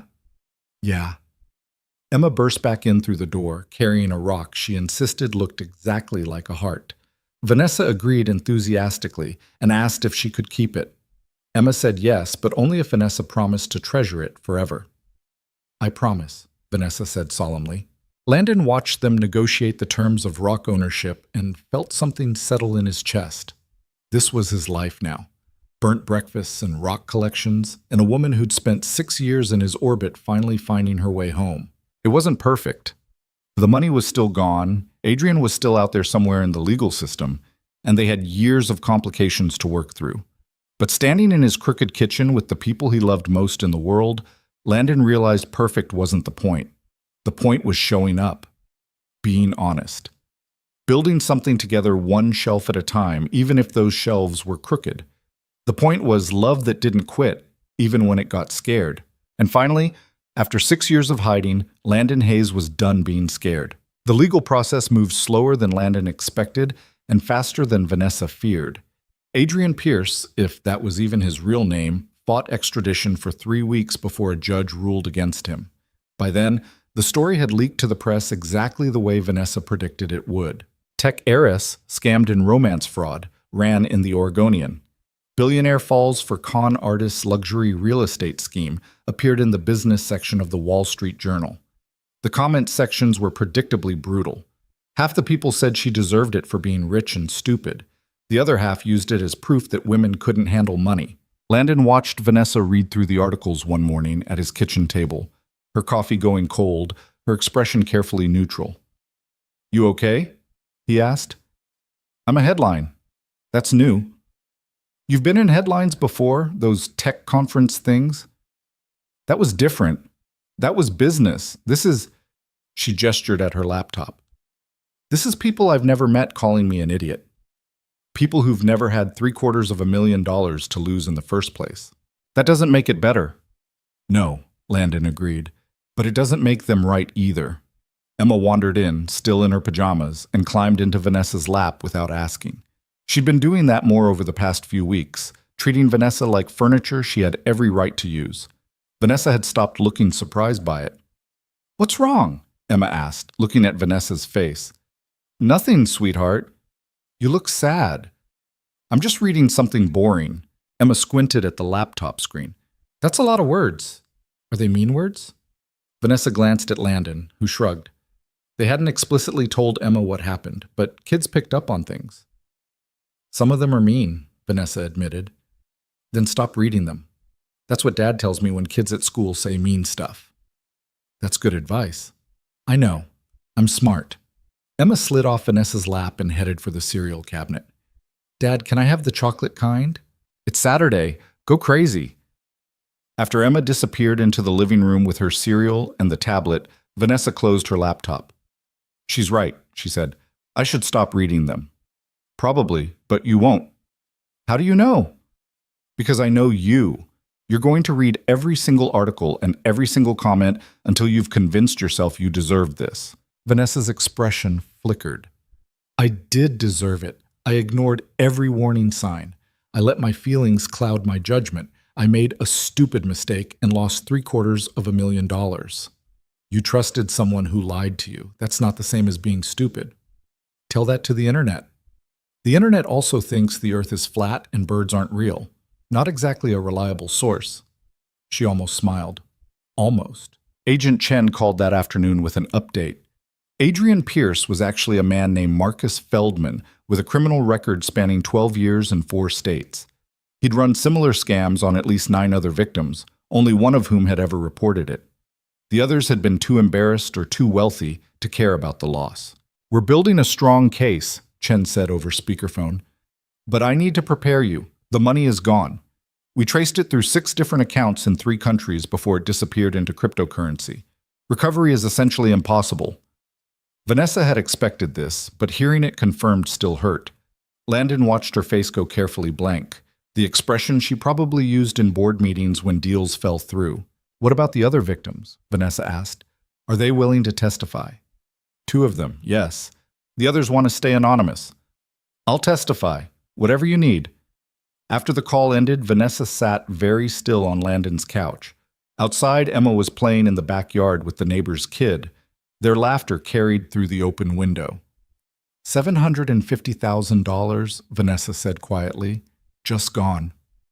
"Yeah, I could have done so much with that money. Donated it, invested it in something real, helped people who actually needed it." "You still can, with other money." "That's not the point." Landon sat down beside her. "What is the point?" "The point is I gave it to a liar who's probably already spent it on something ridiculous. The point is I let myself be manipulated because I was hurt and angry and desperate to prove something that didn't need proving." She looked at him. "The point is I screwed up in a very public, very expensive way, and now everyone knows it." "Everyone already knew you had money. Now they know you're human too. Seems like a fair trade." "That's easy for you to say. You're not the one getting called an idiot billionaire in national publications." "No, I'm just the contractor who was too chicken shit to tell you I loved you for 6 years. We've all got our failures." Vanessa leaned against him, and Landon put his arm around her shoulders. They sat like that while Emma's laughter continued outside, and the afternoon stretched into evening. The preliminary hearing happened 3 weeks later in a courthouse downtown that smelled like floor polish and anxiety. Vanessa wore a navy suit that probably cost more than Landon's truck. Her lawyer, a sharp woman named Catherine, who looked like she ate opposing counsel for breakfast, had coached her on how to testify. "Keep it factual," Catherine had said. "Don't editorialize, don't speculate, just state what happened." Landon sat in the gallery with Martinez, who'd taken the afternoon off work to provide moral support. Emma was with Rachel, who'd promised to keep her distracted with a movie and excessive amounts of ice cream. Marcus Feldman, Adrian Pierce, was led in wearing an orange jumpsuit and handcuffs. He looked smaller than Landon remembered, less polished. Prison had stripped away the expensive-looking veneer, leaving just an ordinary-looking man with thinning hair and calculating eyes. When those eyes landed on Vanessa, something cold moved across Feldman's face. Not quite a smile, more like satisfaction. Landon's hands tightened into fists. The prosecution laid out their case methodically. Jennifer Marsh testified about the stolen credentials. An FBI forensic accountant walked through the money trail. Other victims, 2 women who'd lost similar amounts, told their stories with varying degrees of composure. Then it was Vanessa's turn. She walked to the stand with her head up, was sworn in, and sat down without fidgeting. Catherine led her through the timeline, how they'd met, the investment proposal, the transfer of funds, the discovery that it was all fake. "And when did you first suspect something was wrong?" Catherine asked. "When Landon Hayes, my friend, brought me evidence that the business registration was recent and the permits didn't match the project description." "But you didn't believe him initially?" "No. Why not?" Vanessa's eyes flicked to Landon, then back to Catherine. "Because I was emotionally compromised. I'd developed feelings for Mr. Feldman, and I wanted to believe he was legitimate. Feldman's lawyer, a slick-looking man in an expensive suit, stood for cross-examination. Ms. Sterling, you're a billionaire, correct? I have significant assets, yes. Would you say $750,000 is a significant amount of money to you? Catherine objected. Relevance goes to credibility, Your Honor. If this amount is negligible to the witness, it raises questions about whether actual fraud occurred or if this is simply a business deal gone sour. The judge allowed it. $750,000 is significant to anyone, Vanessa said carefully. But yes, I have the resources to absorb the loss without financial hardship. So this lawsuit isn't about the money? It's about holding someone accountable for fraud. Or is it about a romantic relationship that ended badly and a wealthy woman who didn't like being rejected? Catherine shot to her feet. Objection. Argumentative and mischaracterizes the testimony. Sustained. Mr. Morrison, ask questions, don't make speeches. But the damage was done. Feldman's lawyer had planted the seed, that this was about a woman scorned, not fraud. The hearing lasted 3 hours. At the end, the judge ruled there was sufficient evidence to proceed to trial and denied bail. Feldman would remain in custody. Outside the courthouse, reporters swarmed. Vanessa's publicist, a woman she'd hired specifically for this, ran interference while Catherine made a brief statement about seeking justice for fraud victims. Landon waited by his truck, giving Vanessa space to deal with the media circus. Martinez stood beside him, watching the scene with the weary expression of someone who'd seen too much of life's ugly side. She's tough, Martinez said. Yeah. You doing okay? I'm not the one on trial. No, but you're the one watching someone you love get torn apart on the news. That's its own kind of hard. Vanessa finally extracted herself from the reporters and walked to where Landon was parked. She looked exhausted. Take me home, she said. Your place or mine? Whichever one has Emma in it. They picked up Emma from Rachel's and drove back to Landon's house. Emma chattered about the movie she'd seen, something with talking animals, while Vanessa stared out the window, not really responding. After Emma went to bed, Landon found Vanessa on the back porch again. She'd claimed that spot as hers over the past month, the place she went when she needed to think. His lawyer tried to make it sound like I'm doing this because he dumped me, she said without preamble. I know, I was there. What if people believe that? Some people will believe whatever confirms what they already thought. Doesn't make it true. It doesn't make it false either. I did have feelings for him. I was hurt when you didn't seem interested, and he showed up at exactly the right moment. He's a professional. That's what they do. They find vulnerable people and exploit them. I was vulnerable because of you. The words hung in the air between them. Not quite an accusation, but close. I know, Landon said quietly. If you'd just told me how you felt when I said I wished it hadn't been a joke, none of this would have happened. I wouldn't have been looking for someone else. Adrian wouldn't have gotten his hooks in. I'd still have my money and my dignity, and I'd still be a coward who was too scared to risk losing you to actually have you. Vanessa turned to look at him. There were tears on her face, reflecting the neighbor's porch light. I'm not blaming you, she said. I'm angry, and I don't know where to put it. I can't be angry at Adrian because he's exactly what he's always been. I can't be angry at myself because I'm already drowning in that. So sometimes it spills over onto you, and that's not fair. I can take it. You shouldn't have to. Landon sat down beside her on the steps. You know what I keep thinking about? What? That furniture store. When the owner called you, my wife and I laughed it off instead of being honest. I think about that moment a lot. How different everything might have been if I'd just said what I was feeling. We can't change it now, no. But we can learn from it. He took her hand. So here's what I'm feeling right now. I'm feeling like watching you testify today was one of the hardest things I've ever done. I'm feeling grateful that you're here instead of still at that hotel with a con artist. I'm feeling worried about how this trial is going to affect you. And I'm feeling like no matter how many headlines call you stupid or gullible or whatever else they want to say, I'm still going to love you tomorrow, and the day after that, and every day until I physically can't anymore. Vanessa was crying harder now, the kind of crying that came from somewhere deep. I don't know how to stop feeling ashamed, she whispered. You don't have to stop. You just have to not let it be the only thing you feel.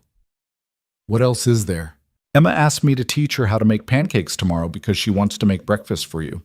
Martinez told me today that the whole crew thinks I'm an idiot for waiting 6 years to tell you I loved you. Your lawyer said you were the most composed witness she's had in a fraud case. You got a dozen letters this week from other women thanking you for speaking publicly about what happened to you. I also got letters calling me a gold-digging slut who deserved to be robbed. Those people are idiots who don't know how to read. You inherited your money. There's nothing to dig. She laughed despite the tears. That's your takeaway? I'm just saying, if you're going to get hate mail, at least make sure it's accurate hate mail. They sat on the porch until the cold drove them inside, same as they had a dozen times before. But tonight felt different somehow. Heavier. Like they were standing at another crossroads, and whatever happened next would matter in ways they couldn't quite predict. The trial took 6 weeks to unfold. Landon attended every day he could, sitting in the gallery with Martinez or Rachel, or sometimes just by himself, watching Vanessa maintain her composure while lawyers tore apart every decision she'd made. The defense tried to paint her as a vindictive ex-lover. The prosecution methodically dismantled that narrative with evidence, fake permits, stolen credentials, testimonies from other victims who'd never had romantic relationships with Feldman. When the verdict came back guilty on all counts, Vanessa didn't cry or celebrate. She just nodded once, like she was checking something off a very long list. Feldman was sentenced to 12 years in federal prison. The judge recommended he serve at least 8 before being eligible for parole. "Does this feel like justice?" Landon asked her afterward. "I don't know what justice feels like, but it feels like closure." The money was never recovered. Agent Chen had been right. Once cryptocurrency got involved, the trail went cold. Vanessa's lawyer explored civil suits, but Feldman had no assets to seize. Everything he'd stolen was gone, spent, or hidden somewhere they'd never find it. Vanessa handled the loss the way she handled everything, practically, methodically, with the kind of grace that came from years of having to appear unshakable. She donated an equivalent amount to a fraud victim support organization. She spoke at a conference about financial literacy and emotional manipulation. She turned her mistake into something useful because that was what Vanessa Sterling did when life handed her broken pieces. But there were still hard days. Days when she'd read another article dissecting her judgment. Days when the shame felt bigger than the relief. Days when she'd wonder out loud if she'd ever stop feeling stupid. On one of those days, about 3 months after the trial ended, Landon came home from work to find Vanessa sitting in his living room with Emma, building something elaborate out of blocks. "What's this?" he asked. "A castle," Emma said, "with a tower for the princess." "Vanessa doesn't need a tower, she needs a workshop." "Princesses can have workshops," Vanessa said. "This one's building her own furniture." "That's going to be a very crooked castle then," Emma giggled. Vanessa threw a block at him. After Emma went to bed, they ended up on the back porch again. It had become their spot, the place where hard conversations happened. "I've been thinking," Vanessa said. "Dangerous. I want to sell my apartment, the one downtown." Landon looked at her. "Why?" "Because every time I'm there, I think about Adrian standing in my kitchen. I think about the investment documents spread out on the table. I think about all the ways I let him into my space and my life. So redecorate, change it." "I don't want to change it. I want to leave it. It was never really mine anyway. It was just another thing I bought because I thought it was what I was supposed to want." "What do you want?" She looked at him steadily. "I want crooked shelves and burnt pancakes and a 7-year-old who asks inappropriate questions at breakfast. I want the back porch where we have hard conversations and the kitchen where you won't let me cook because I'm terrible at it. I want this." Landon's heart was doing something complicated in his chest. "You want to move in here?" "If you'll have me." "Vanessa, this house is falling apart. The porch is held up by hope and stubbornness. The bathroom tile is from 1952. There's a leak in the roof I keep meaning to fix but never get around to." "I know. I've been living here for 3 months. I've seen all of it." "You could buy a mansion, 10 mansions. You could have anything you want." "I want this," she said again. "I want imperfect and messy and real. I want a home that feels like someone actually lives in it instead of something from an architecture magazine. I want you and Emma and the neighbor's dog that won't stop barking. This is what I want." Landon pulled her close, and she came easily, fitting against him the way she always did. "The lease on this place is in my name," he said. But if you want to buy it and fix it up properly. No, I want to rent it with you, split the cost, be equals in this. You're a billionaire. We're not going to be equals financially. Then we'll be equals in other ways. You cook, I'll clean, you fix things, I'll break them and give you job security. You teach Emma how to use power tools, I'll teach her how to negotiate contracts. We'll figure it out. You're really bad at cleaning. I'll learn. And you can't cook to save your life. I'll order takeout. I'm very good at that. Landon kissed her, soft and slow, tasting salt from earlier tears and something hopeful underneath. Emma's going to lose her mind, he said. Good. She's been asking me when I'm officially moving in for 2 weeks now. What'd you tell her? That I was waiting for her dad to get his act together? Smart kid. They stayed on the porch long after the cold should have driven them inside, making plans that felt both terrifying and inevitable. Vanessa would sell her downtown apartment and officially move into the house. They'd fix the porch together, maybe tackle the bathroom tile. Emma would get a say in redecorating the living room because it was her house too. What about work? Landon asked. Your office is downtown. I'll commute or work from home more. The board doesn't actually need me in person as much as they think they do. You sure about this? Suburban life with a contractor and a 7-year-old? I've never been more sure of anything. She paused. Except maybe the Adrian thing. I was pretty sure about that too, and look how it turned out. Too soon for jokes? Probably. But if I can't laugh about it, the shame wins.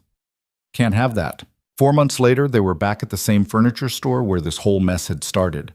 The one where the owner had called Vanessa Landon's wife and set off a chain reaction that had cost $750,000 and nearly destroyed everything. Emma was with them this time, pointing at chairs and declaring which ones looked comfortable enough for reading and which ones were just for show. The owner recognized them immediately. Back again, he said cheerfully. Still shopping for that apartment? No, Landon said. We're furnishing a house now. Wonderful, wonderful. And you two finally figured things out. Vanessa glanced at Landon. He could see the question in her eyes. Are we doing this? He took her hand. Not yet, he said to the owner. But we're working on it. The man laughed. Good, good. Marriage isn't something to rush into. After he walked away, Vanessa squeezed Landon's hand. Not yet? She asked quietly. Not yet. But soon. How soon? Ask me again when we've lived together for more than 4 months and you've seen me at my worst. I've already seen you at your worst. You're not that bad. Give it time. I leave dishes in the sink and I'm terrible about putting laundry away. I can live with that. And I snore. Emma already told me, loudly and in detail. Of course she did. They bought chairs for the dining room, 6 of them, because Vanessa insisted they needed space for guests, even though Landon couldn't remember the last time he'd had more than Martinez over for dinner. Emma picked out throw pillows that didn't match anything, but she loved them, so they bought those too. At the register, the owner rang everything up and asked if they needed help loading. We got it, Landon said. You folks have a wonderful day. And hey, the owner winked at Vanessa. Next time I see you, I better hear wedding bells. After they loaded everything into Landon's truck, Emma announced she was hungry, and could they please get burgers? You just had pancakes 3 hours ago, Landon said. That was breakfast. This is lunch. It's 10:30 in the morning. Pre-lunch. They got burgers. Sat in a booth at a diner that had been there since before Landon was born, eating food that was objectively terrible and somehow perfect. Emma got ketchup on her shirt. Vanessa tried to help clean it and made it worse. Landon watched them and thought about furniture stores and stupid jokes and all the ways life could surprise you if you stopped hiding from it. What are you smiling about? Vanessa asked. Nothing. Everything. I don't know. That's not an answer. I'm smiling because 6 months ago I was convinced we'd never work, and now I'm sitting in a diner watching you make Emma's ketchup stain worse, and I've never been happier. That's a low bar for happiness. Or maybe it's exactly the right bar. Emma finished her burger and wandered off to look at the ancient jukebox in the corner. Vanessa moved closer to Landon in the booth, her shoulder pressed against his. I'm happy too, she said quietly. Even with everything that happened, even with the money gone and the headlines and the trial, I'm happy. Yeah? Yeah. Because the money was never the point. The point was figuring out what actually matters. And what matters? She gestured at the diner, the cracked vinyl booths, the laminate tables, Emma feeding quarters into a jukebox that probably hadn't worked since 1987. This, she said, people who show up, who tell you the truth even when it's hard to hear, who drive 2 hours in the middle of the night because they're worried about you, who make you burnt eggs and fix your crooked shelves and love you for exactly who you are, not what you're worth. I do make really good eggs. The best. She kissed him, quick and soft. And you are getting better at the shelves. Practice makes slightly less crooked. When they got home, they spent the afternoon arranging the new chairs around the dining table. Emma insisted on testing each one for comfort and declared the one nearest the window her official seat. "This one's mine forever," she announced. "What if someone else wants to sit there?" Vanessa asked. "Then they have to ask me first. And I'll probably say no." "That's not how sharing works, Bug," Landon said. "It is in my house." Vanessa caught Landon's eye and mouthed, "My house." He grinned. Later, after Emma was asleep and they were cleaning up dinner dishes, Vanessa's phone rang. "Agent Chen." "I wanted to give you an update," Chen said. "We found another victim, woman in Chicago, similar pattern to yours. She's willing to testify if we can build a case for additional charges." "How much did she lose?" Vanessa asked. $1.5 million. Vanessa closed her eyes briefly. "Does she know the money's gone?" "I told her. She's devastated, but she wants him to pay for what he did." After the call ended, Vanessa stood at the sink, hands braced against the counter. "Another one," she said. "Yeah. $1.5 million. That's twice what I lost." Different people, different circumstances. Same pattern, though. Same lies, same manipulation. She turned to face him. "How many others do you think there are? Women who lost everything and never reported it because they were too ashamed? I don't know. But you're helping them. By speaking up, by testifying, you're making it easier for them to come forward. It doesn't bring the money back. No. But it means they're not alone." Vanessa was quiet for a long moment. Then, "I want to start a foundation for fraud victims. Help them recover, connect them with resources, provide legal support. Make something good come from this mess." "That's a lot of work. I have time and money and apparently a talent for relating to people who've been scammed by charming sociopaths." "You're serious about this?" "Completely.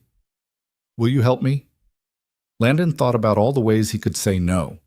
He had a business to run, a daughter to raise, a house that desperately needed repairs. He had no experience with foundations or fraud recovery or any of the things Vanessa was talking about. But he also knew that look in her eyes. The one that said she was going to do this whether he helped or not, and she'd do it better if she didn't have to do it alone. "Yeah," he said. "I'll help." The foundation took 8 months to establish properly. Vanessa threw herself into it with the same intensity she'd once applied to building her technology portfolio. She hired lawyers, researchers, victim advocates. She reached out to other fraud survivors and listened to their stories. She turned her worst mistake into a mission. Landon helped where he could. He wasn't good at the legal stuff or the organizational structure, but he understood building things from the ground up. He helped renovate an office space for the foundation. He connected Vanessa with contractors who'd been scammed and were willing to share their experiences. He showed up to every board meeting and press conference, a quiet presence in work boots and Carhartt pants, reminding everyone that this wasn't just about money, it was about people. Emma, now 8, appointed herself the foundation's unofficial mascot. She drew posters about stranger danger that were sweet and horrifying in equal measure. She asked every adult she met if they'd ever been scammed, which led to some awkward conversations at parent-teacher conferences. Through it all, life continued its messy, imperfect way. The porch got fixed, properly this time, with permits and everything. The bathroom tile was replaced with something from this century. Vanessa learned to make exactly one meal, spaghetti with store-bought sauce, which Emma declared was pretty good for Vanessa cooking. They had fights. About money, because of course they did. About how much Vanessa should contribute to household expenses when she was worth billions and Landon was still paying off his truck. About Emma's education and whether she should go to private school. About whose family to visit for holidays and how to blend their very different worlds. But they also had moments. Quiet mornings, drinking coffee on the newly fixed porch. Emma's school plays where they sat together and pretended her singing was good. Late nights working on the foundation, passing documents back and forth, building something that mattered. A year after Vanessa officially moved in, Landon woke up early on a Saturday morning and found her already awake, staring at the ceiling. "What's wrong?" he asked. "Nothing, just thinking." "About?" "That furniture store, the one where this all started." "What about it?" "I want to go back." "Why? We have enough chairs." "Not to buy anything, just to see it. Face it, I guess." So they went. Left Emma with Rachel and drove to the store on a sunny Saturday afternoon. The owner was there, same as always, greeting them with the enthusiasm of someone who genuinely loved furniture. "My favorite couple," he said. "What brings you in today?" "Just looking," Vanessa said. They wandered through the store, past the table they'd bought a year ago, past chairs and dressers and all the pieces of other people's lives waiting for new homes. "You know what I realized?" Vanessa said quietly. "What?" "That day, when he called me your wife and you laughed it off, I was hurt, but I was also relieved." "Relieved?" "Because it meant I didn't have to deal with wanting something I was convinced I couldn't have. I could stay safe in the friend zone and never risk rejection." She touched the edge of a vintage sideboard. "Adrian happened because I was hurt, yeah, but also because I was scared, same as you. We were both idiots." "Agreed, but we're learning." The owner appeared beside them. "See anything you like?" "Actually," Landon said, pulling a small box from his jacket pocket, "I wanted to do this here, where it started." He opened the box. Inside was a ring, nothing fancy, just a simple band with a small stone that had belonged to his grandmother. Vanessa stared at it. "I'm not getting down on one knee," Landon said, "because my knee's been bothering me since I fell off that ladder last week and I don't think I could get back up." "Romantic. And I'm not going to make a big speech about how you complete me or whatever because that's not how people talk in real life." "Also romantic. But I'm going to ask if you want to marry me. Not because it'll change anything fundamental about us. We're already building a life together. We're already committed. But because I want to stand up in front of Emma and your board of directors and my crew and everyone else and officially claim you as mine. Yours, in the extremely feminist two equal partners choosing each other sense of the word." "Obviously." The owner was crying. They both ignored him. "So?" Landon asked. "What do you say?" Vanessa looked at the ring, then at him, then at the store around them, the place where a stupid joke had started everything, where pain and miscommunication had led to mistakes and growth and eventually something real.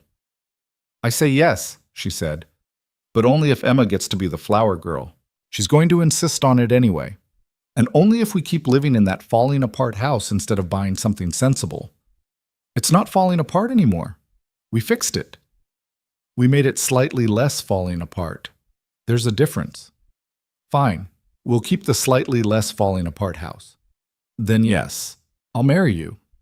Landon slipped the ring onto her finger. It fit perfectly, which was lucky because he'd guessed at the size based on a ring he'd seen her wear once. The owner applauded. Vanessa laughed. And Landon thought about crooked shelves and burnt eggs and all the imperfect things that had somehow added up to exactly right. They got married 4 months later in Landon's backyard, which Vanessa had spent 8 weeks turning into something beautiful, despite having no gardening skills whatsoever. Emma was the flower girl, wearing a purple dress that matched her bedroom and carrying a basket of rose petals she threw with aggressive enthusiasm. The guest list was small. Rachel and her family, Martinez and the crew, Vanessa's board members who'd become friends, a few fraud survivors from the foundation who'd wanted to celebrate with them. No press, no publicity.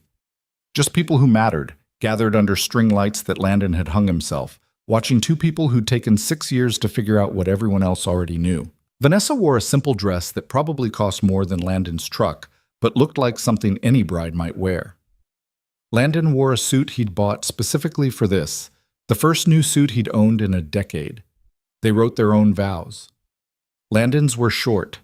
"I promise to fix your shelves when they fall down, make you burnt eggs every Saturday, and love you even when you're being stubborn and impossible," which is most of the time. Vanessa's were longer. "I promise to let you teach me how to cook, even though we both know it's hopeless. I promise to build a life with you that's messy and imperfect and real. I promise to never let fear keep me from telling you the truth. And I promise to remember that love isn't found in mansions or money or status. It's built piece by piece, shelf by crooked shelf, in the spaces between two people who choose each other every single day. Emma cried. Rachel cried. Martinez pretended he had something in his eye. When they kissed, everyone cheered.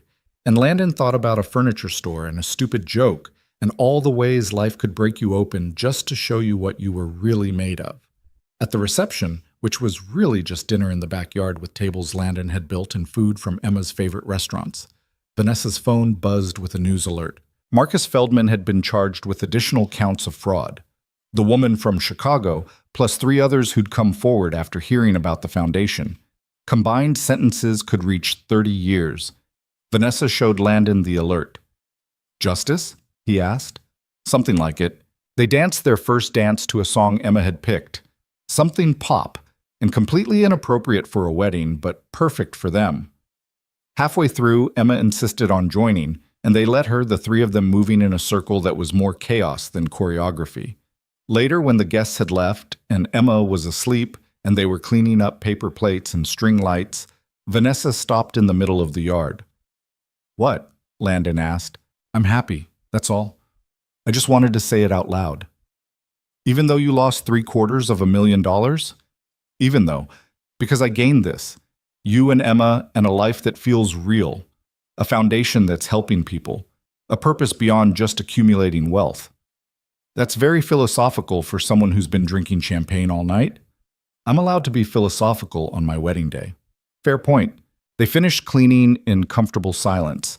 When they went inside, Vanessa stopped in the living room, looking at the crooked bookshelf Landon had built years ago. You know what I love about this shelf, she said? That it's a constant reminder of my carpentry failures? That it's ours. We didn't buy it from some expensive store.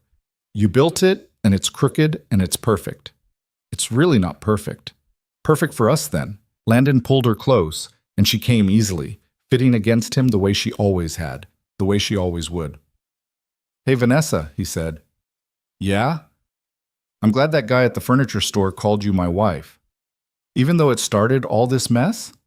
Especially because it started all this mess, because the mess led here. She kissed him, soft and slow and full of promise. Me too, she said. Me too. And standing in their slightly falling apart house with their crooked shelves and mismatched furniture and everything they'd built together, Landon Hayes finally understood what home really meant. It wasn't a place you bought or inherited. It wasn't something you found fully formed, waiting for you to move in. Home was something you built with another person, piece by imperfect piece, shelf by crooked shelf, mistake by mistake, until one day you looked around and realized you'd created something that was exactly right precisely because it was imperfectly yours. The money never came back. Adrian, Marcus, whatever his real name was, served his time in federal prison and probably ran new scams the day he got out. But Vanessa's foundation grew, helped hundreds of fraud victims, changed laws, made the world slightly less friendly to con artists and slightly more supportive of the people they hurt. Emma grew up in a house filled with love and laughter and the occasional argument about whose turn it was to do dishes. She learned to use power tools and negotiate contracts. She learned that mistakes didn't define you, how you responded to them did. And Landon and Vanessa lived in their slightly less falling apart house, fixing things and breaking them and building a life that was messy and complicated and absolutely perfectly theirs. Because in the end, that was the point.